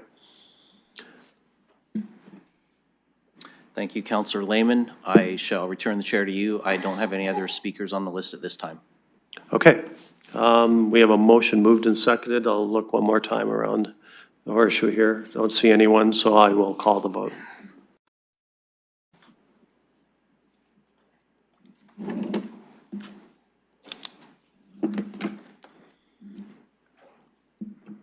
Closing the vote, the motion carries 3-2.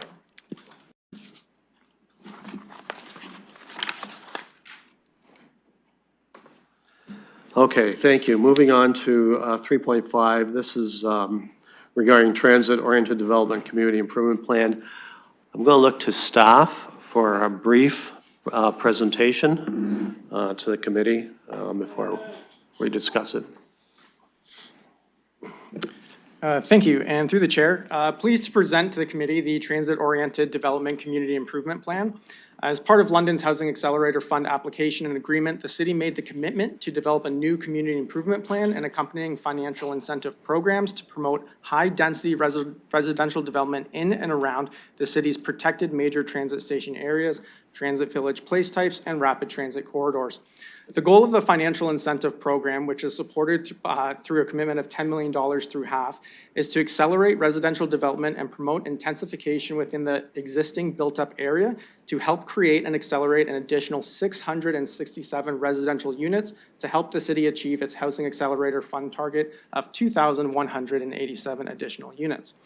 While this is a citywide community improvement plan, the financial incentive program itself will apply directly to the downtown, south, and east link rapid transit corridors, the rationale being that these areas are currently developed, or currently completed, are currently scheduled, or currently under construction. I'll also highlight this financial incentive program is stackable with other existing CIP programs and the current Office to Residential Construction Conversion Program.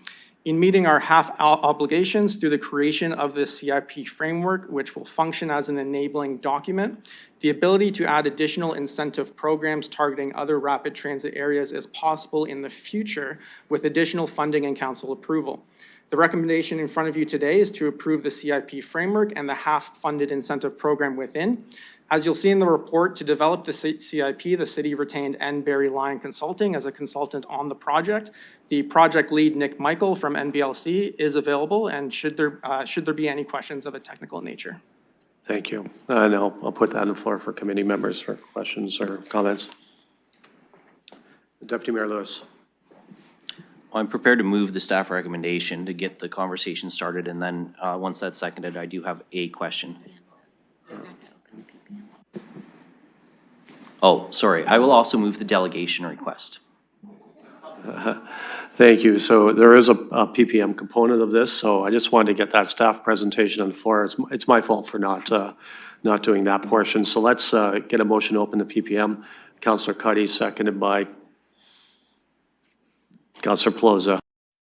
That one.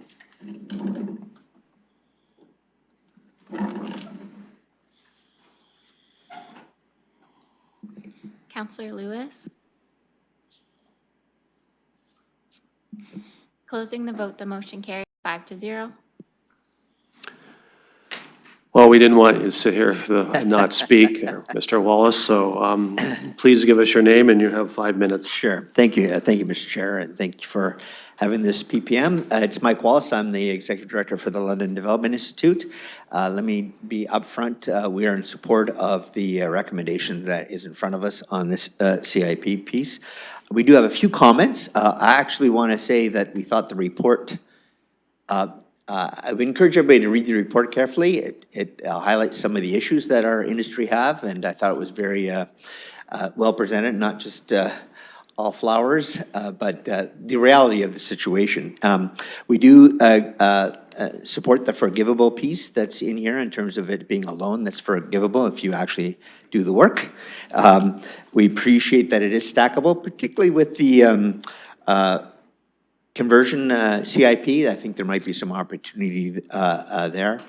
A couple of points, and one basically relates a little bit to what you've been hearing earlier in other applications today, but The first point I want to make is, yes, it's citywide, but it's designated for the rapid transit corridors.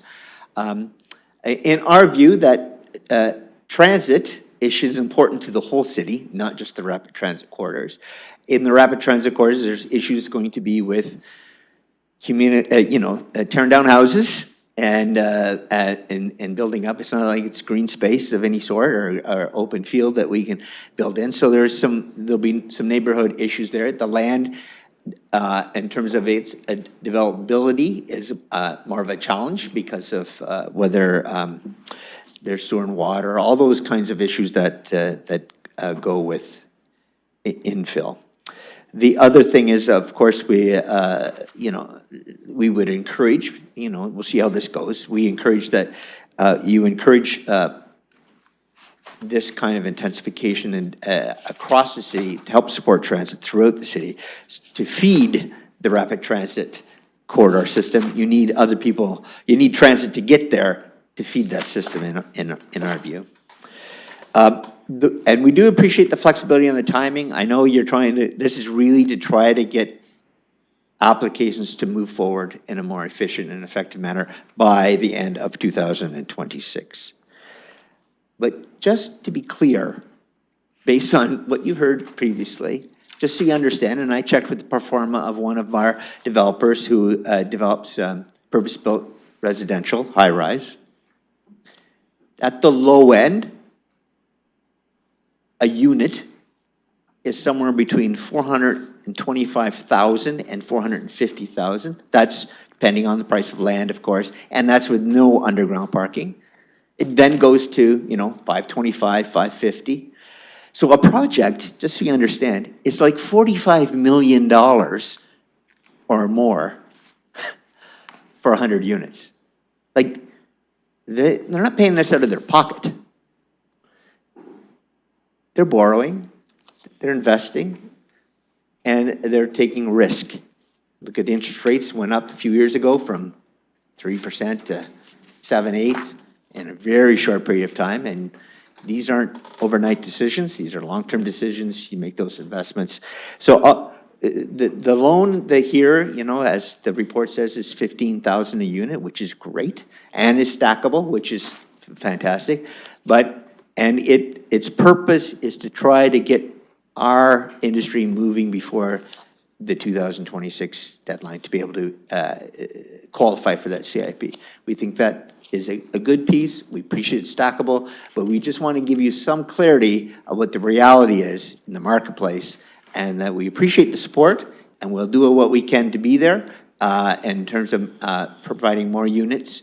But there are a lot of factors, including what's happening in the marketplace today, the confidence of people, not just our developers, but our customers, in terms of what's happening. And but we are supportive of this opportunity and other CIP improvements that you have made over the last number of years. Thank you.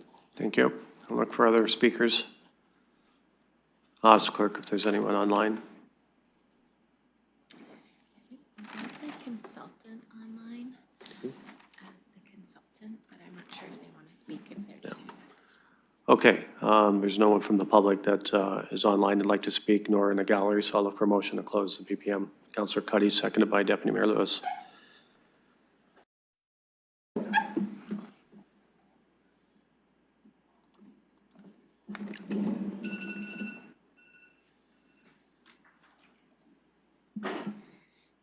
Closing the vote, the motion carries 5-0. Okay, now we'll go to committee members, and I'll start with you, Deputy Mayor. Now I will put the staff recommendation on the floor. Okay, I'll look for a second, seconded by Councillor Cuddy. So do you want to speak to your motion, Deputy Mayor? Yeah, just very quickly, it's referenced in the report, and I just want to understand a little bit better around the stackability, because we've got some commentary in the report about the forgivable loan. It's got to be pulled by the end of 2026. That requires the building permit being issued. Based on the way I read the report, the project doesn't need to be finished by the end of 2026. It just needs to be underway. And should a project not advance, and we were recouping the forgivable loan portion of this. I'm just trying to understand if that would apply to other stacked incentives at the same time, because like, have we qualified the stacking based on this being a portion of it too? Or whether we would evaluate the other stacked CIPs independently, like, so if they don't move ahead by the end of 2026, at least with pulling the building permit and getting going, do all of the CIP incentives revert to repayment, or just this one and perhaps others continue? Go to staff. Thank you. Through the chair, it would depend on the stacking incentive, specifically if it was DC charge related or a tax increment equivalency grant. Those are granted back after completion of the project. Certainly the office to residential program and the current program, those are provided up front. To answer your response about timing of construction, within the legal agreement that would be signed for this incentive program, developers have approximately 1 year to start the program. Or to start the project. They are to proceed diligently and accordingly, and they have 4 years to complete the project from the date of issuance of the loan. There is provisions in the legal agreement to provide an extension, staff approved. Deputy Mayor. Thank you. So that, you know, I'm happy to see that work to begin within 1 year. I think that speaks to Councillor Ploz's other point on the earlier application. There's only so many tools we have to get things actually started.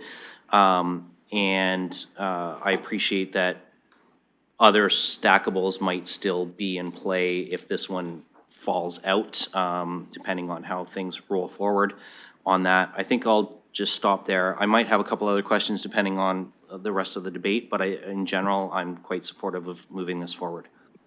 Okay, I'll look for other committee members. Questions or comments? Councillor Plaza. Thank you. Question through you, just looking at page 213 under financial impacts and considerations. Looking for a little bit of historical information of the transit-oriented development CIP. Is that 100% taxpayer funded? Where did that money come from? Realizing, I believe the Housing Accelerator Fund was external money that came in. So just looking to see the source of both those finances. I'll go staff. Thank you. Through the chair, the source of the development of the CIP was also included as part of our Housing Accelerator Fund agreement, and the funding for developing the CIP was through HAF. Councillor. Sorry, can that be repeated in a little bit slower? Certainly. Go for it. Go through it again. Through the chair, the CIP was developed with HAF dollars. So as part of our Housing Accelerator Fund agreement, we had the provision to develop this CIP. So the development of the CIP was funded through HAF, and then the financial incentive programs accompanied with the CIP are supported through HAF. So Councillor, if I may, just to get, so we got a Housing Accelerator Fund. I believe it was $70 million, is that correct, from the federal government? And this is a way the city can have access to that funding. And I think we were the first in Canada to get that funding because the work that you have done in getting housing going in London. So that's where the funding, my understanding, is going, Councillor. Thank you. So the transit-oriented development CIP, half the money was ours. We unlocked some wonderful money. We're looking to mobilize it. Is there more, realizing our plan as we hopefully develop a full transit plan in London? Does that fund have more money that we can tap back into? Ideally, eventually we'll have a north and a west leg, or just looking to see if it is successful, if that would potentially be a business case coming forward through the next MYB. Go with staff. Yeah, just through the chair to maybe take another step back here, is that with the establishment of this CIP, it allows us to give new options to any type of financial incentive we want to provide in the future. So it gives us not just the one that we're suggesting today, which we feel is a very strong first step, but it allows and opens the door to provide other financial incentives that may be approved by council in the future. So the thought is to start with this one financial incentive and really focus on those areas that have just been built out for transit. And then from there, if it isn't as successful as we hope it will be, then we could open it up to larger area. But there's a lot of flexibility fully built into what we could do here. So our intent is to roll this financial incentive out as soon as possible, and then over the next 6, 7, 8 months, see how successful it is, and if we need to make some course corrections, we come back to committee and council to be able to get approval for any of those changes. Counselor. I'm just going to keep being in the weeds, so apologies and refrain as you need to. Looking at how we do the improvement process, like the approval process, in some applications for residential housing in this area has already been approved, but perhaps permits haven't been pulled, realizing it seems that we would like to people actually build what we're asking. Can those people who've already gone through PEC and council and got approval come back and apply for that funding before they pull their permits? Just looking, I just got questions. I'll go staff. Thank you, through the chair. So we have retroactivity back to September 8th of 2024 to accept applications. So individuals who have already pulled a permit and just have not built would be accepted, and certainly anyone who's in the approval process, we would consider as part of the application project, application and eligibility of the project. Counselor. Thank you. Realizing this will have reports back, your report said when you report back in the near future for benchmarking. Will your report indicate how many things were already approved by committee and council that then either retroactively went back and did it versus how many new ones we had get spurred by this investment? Staff. Through the chair, yeah, that won't be a problem. What our intention is to, when we report back, we had our first annual report last December that we provided some details of how the money was spent. So the intention would be to have a more thorough description of all of the approvals. So if you want those two pieces broken out, that's not a problem. We can provide that information. Counselor. Thank you. I'll give you a heads up now that I would like them separated out. Hopefully it's somewhat easy of just when they come into the pipeline for staff to track. What I'm really looking at and trying to get into as a South councillor who does have the transit orientated, wonderful higher order transit going on in Ward 12, already seen a lot of applications and development interest along the corridor and revitalization of looking to make sure that the program's actually targeting what already wouldn't be coming forward, and we're actually finding new interest versus the interest that is already coming. So that's where my questions were coming from. Thank you. Thank you. Other comments? Councilor Pribble. Thank you, Sir Chair, to the staff. I just want to clarification. So the accelerator fund, housing accelerator fund was 74 million. And my question actually was, how much are we dedicating of this towards the CIP? But the way I understood was half. So would it be $37 million? Is that the amount that we are dealing with? I'll go staff. Thank you. Through the chair, there is $10 million associated with the financial incentive programs in this CIP. Counselor. Okay, so 10 million is the top, so thank you for that. It states here, additional residential unit 2,187. We have a provincial pledge. Would this be by 27 that this number would get us at the pledge at the end of the year 27 towards the province? Or is this just kind of a plus that will be closer to the goal? Or would this be actually the provincial pledge that we would actually meet it? I'll go staff.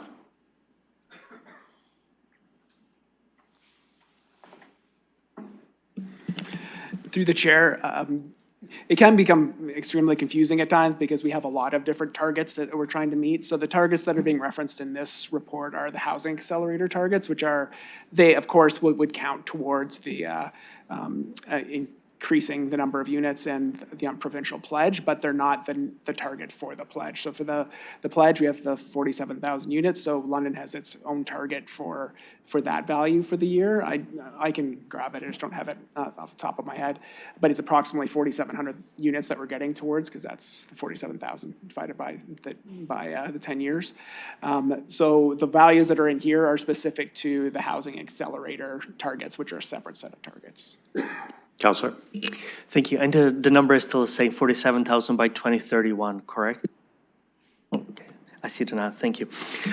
One thing is the CIP that we introduced from the office commercial to the residential, we started, it was about 22 to 28, depending on the size of the unit that we increased it.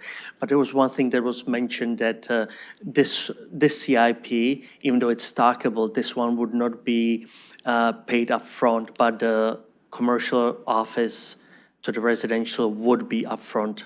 Was my understanding correct? Go to staff. Thank you. Through the chair, this incentive is provided upfront, so it functions exactly like the office to residential construction conversion incentive program. As soon as the property owner or the applicant is at building permit, we enter into a legal agreement, lien the property, and we can issue the funds upfront. Councillor. Thank you. No more questions at this time. Thank you. Thank you. Other comments or questions by committee members or visiting councillors?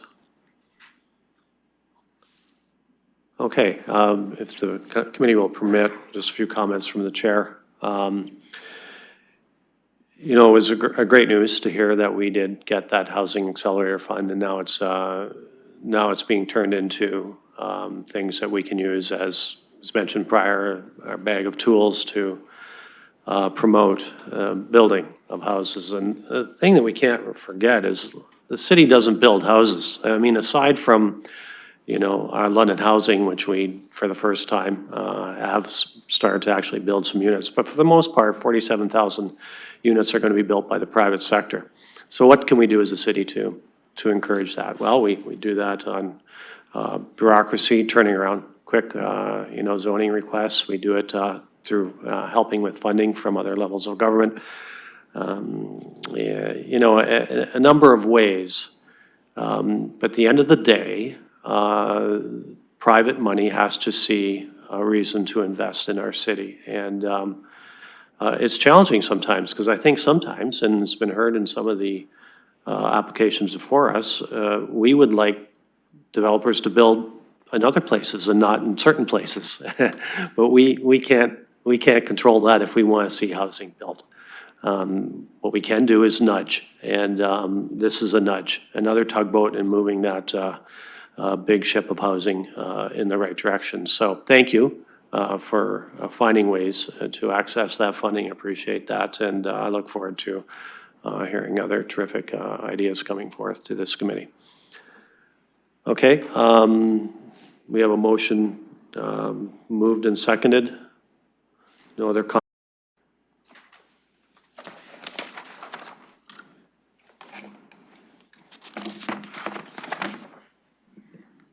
Closing the vote, the motion carries 5-0. Thank you. Now moving on to items for direction. This is 4.1 regarding a request from Millsack Center regarding ARVA sanitary servicing.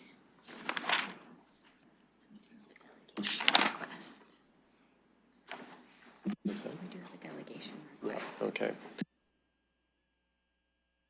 Sorry, we have a delegation request, so I'm looking for a committee to make a motion on that. Councillor Cuddy, seconded by Councillor Hillier, and we'll call that vote.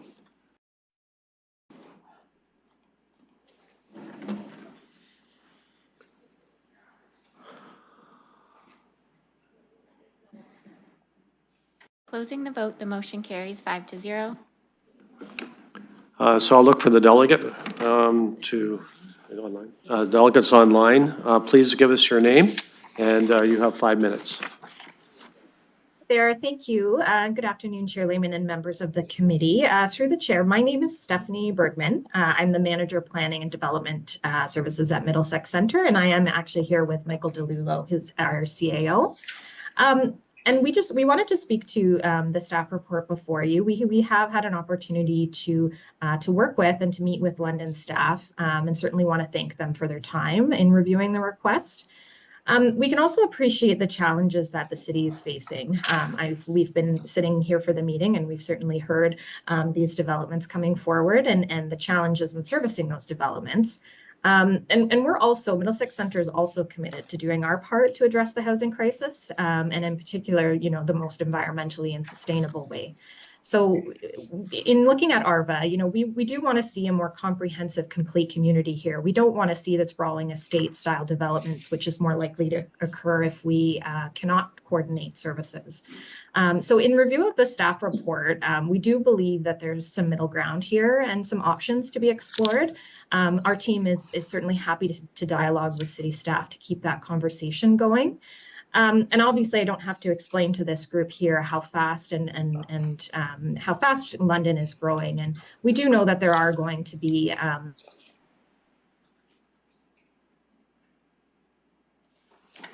We've lost you.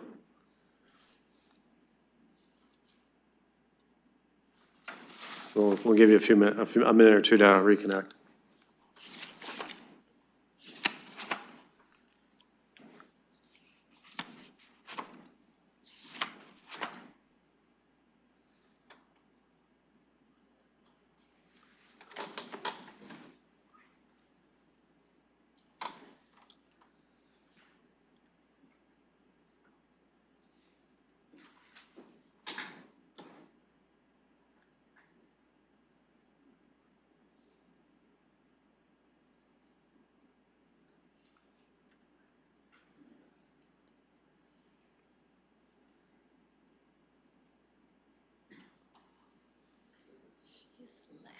Is she back?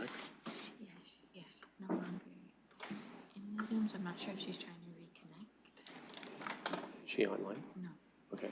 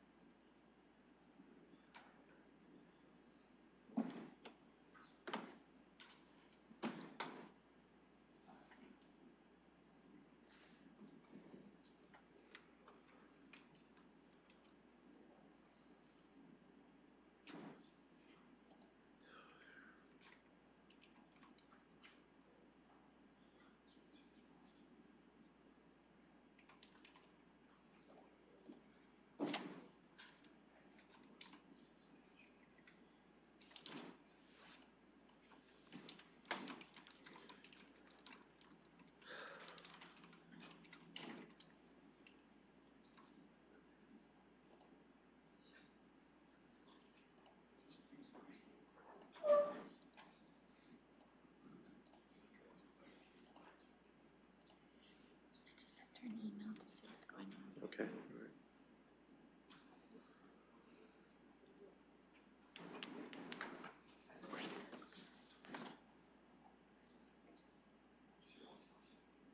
Yeah. Yeah, I'll do reconsideration. Oh, that was for Yeah. 3.3. Yeah. Yeah. We'll do that after. Yeah. At the end. Yeah.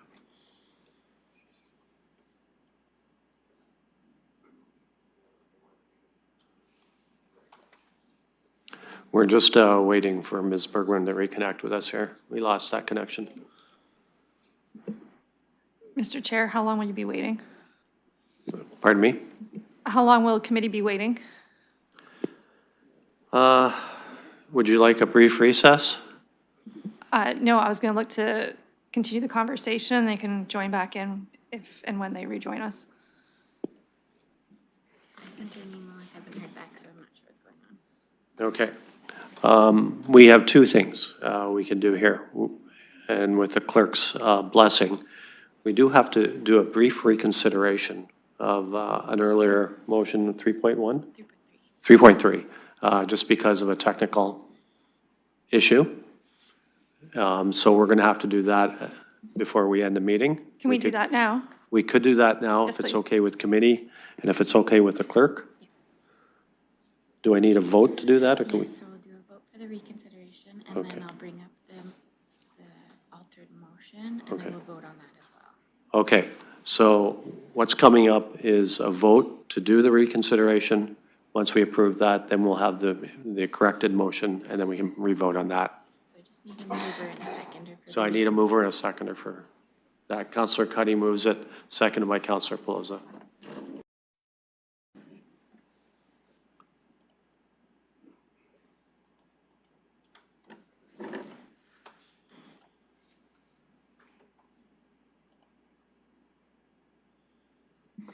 Closing the vote, the motion carries 5-0.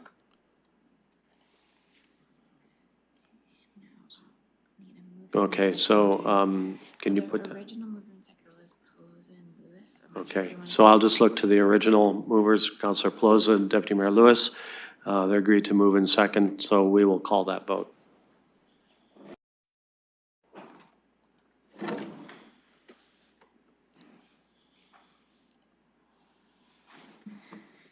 Closing the vote, the motion carries 5-0. Okay, thank you, Councilor, for taking that housekeeping item off. So while we wait, okay, I've just been informed that Ms. Bergman is back online. So Ms. Bergman, we will go to you now. Wow, thank you so much through the chair. I really appreciate that. Just it's funny, we've been on this whole time, and of course it cuts out right when I'm speaking. So I am not sure where I left off, but I'll just jump to the end. We really are just asking the committee to defer this matter to staff to consider more of a phased approach to our request. Our request was really a kind of a longer term request for, what would represent more of a full build out of ARVA.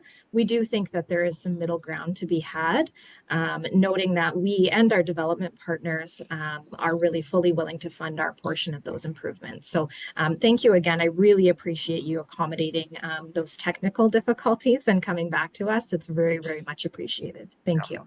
No problem, thank you. Okay, so I'm just going to go to committee right now. Councilor Pelosi. Thank you. Just a technical question to staff, if I may, before we get somebody on the floor. Having the speaker said that they're willing to fund their portion, I know there's a funding agreement that covers their portion, looking to see through you if that means they're willing to fund their portion of the $20 million that would be potentially required to upgrade our facilities. I'll go staff. Thank you, through the chair. So I don't wish to speak for the Middlesex Center or their developer, but yes, we would be looking for costs that are recovered that is directly related. So in the previous agreement, that is how it was done. They funded the capital works requirements as well as a lump sum amount to cover the DC charge for the equivalent units. So we would be looking for a similar agreement in the future if we were to allocate capacity, although like the report says, we are not recommending that at this time. Councilor. Thank you. If the representative is still on the line, if they would be willing to speak, if that's what they meant of funding their portion was the potential $20 million. Ms. Bergman, are you on the line? Did you hear the councilor's question? Yes, through the chair. Yes, I did hear the question. And I think that this is quite a high level estimate. We do understand there'd be improvements, but the short answer is yes, we are fully willing to fund our portion of whatever improvements are required, and we would expect that to happen in a phased manner. Councilor.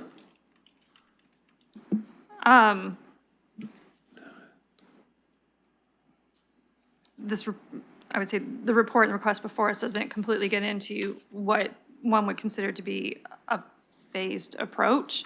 And also the considerations up front.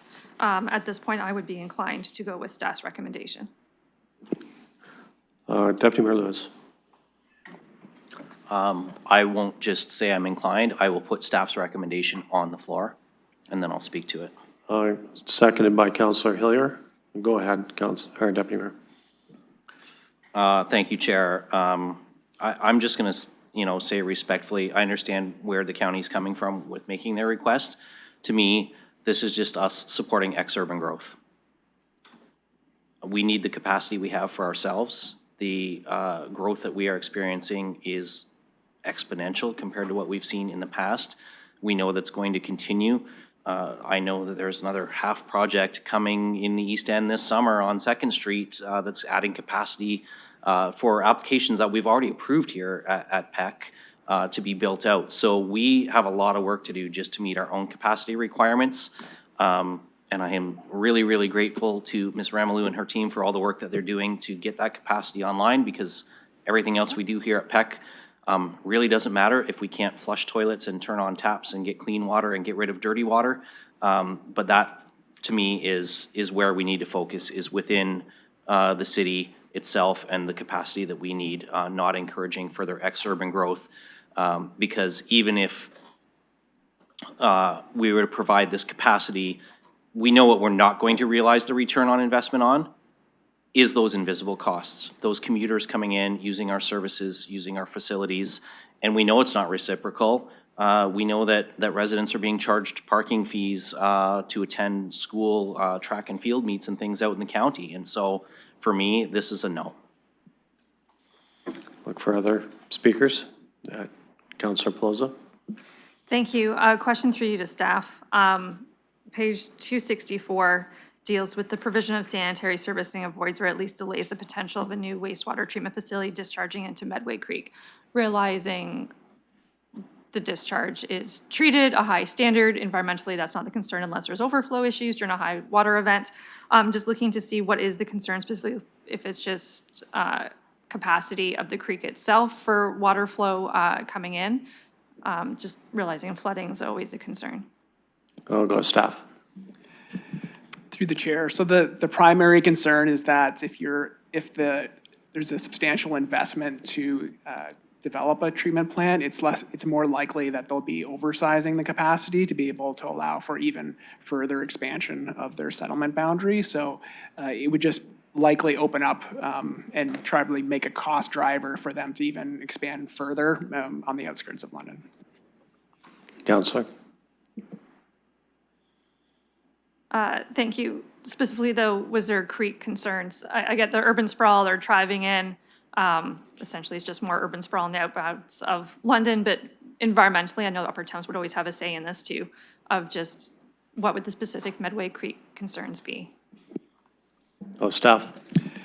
Through the chair, so this would be a very modernized plant, especially if it's being constructed brand new. So it would have to meet all of the requirements for people to discharge to the creek. So the impacts, there always are impacts when you have a treatment plant in a location, but they're likely to be fairly low, and they would have to be justified through an environmental assessment process that would be undertaken by the Councillor.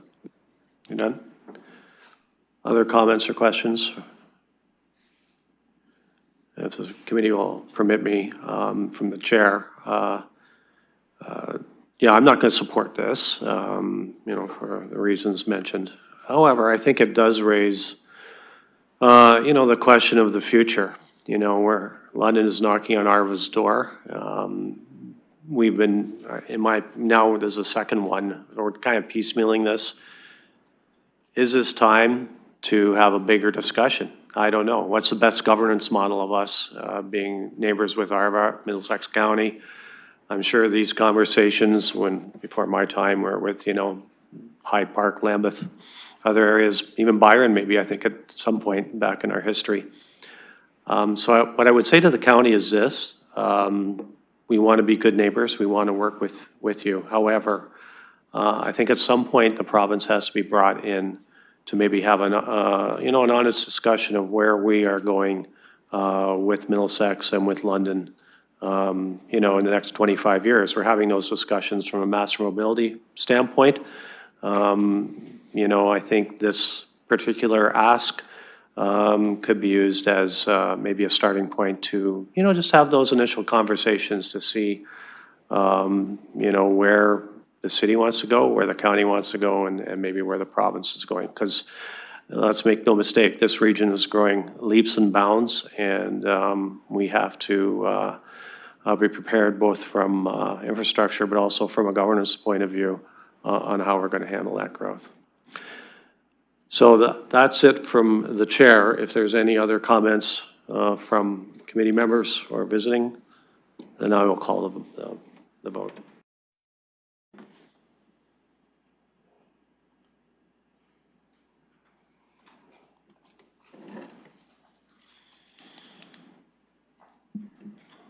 Closing the vote, the motion carries 5-0.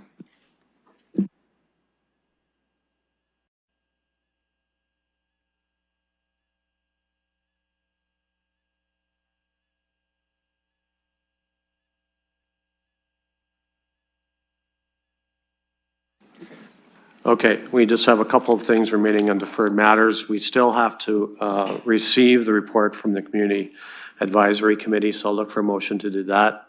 Councillor Hillier, seconded by Councillor Cuddy, and I'll call that vote.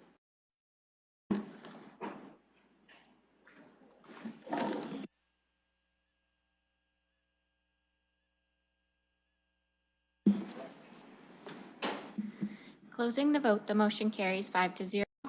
Thank you, and just need a motion to receive the deferred matters list. Councillor Cuddy, seconded by Councillor Hillier. Any comments or questions? I'll call that vote.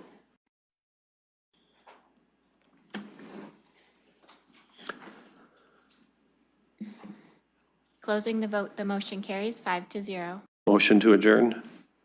Councillor Cuddy, seconded by Councillor Pelosa. Hand vote, all in favor. Motion carries. Thank you, folks.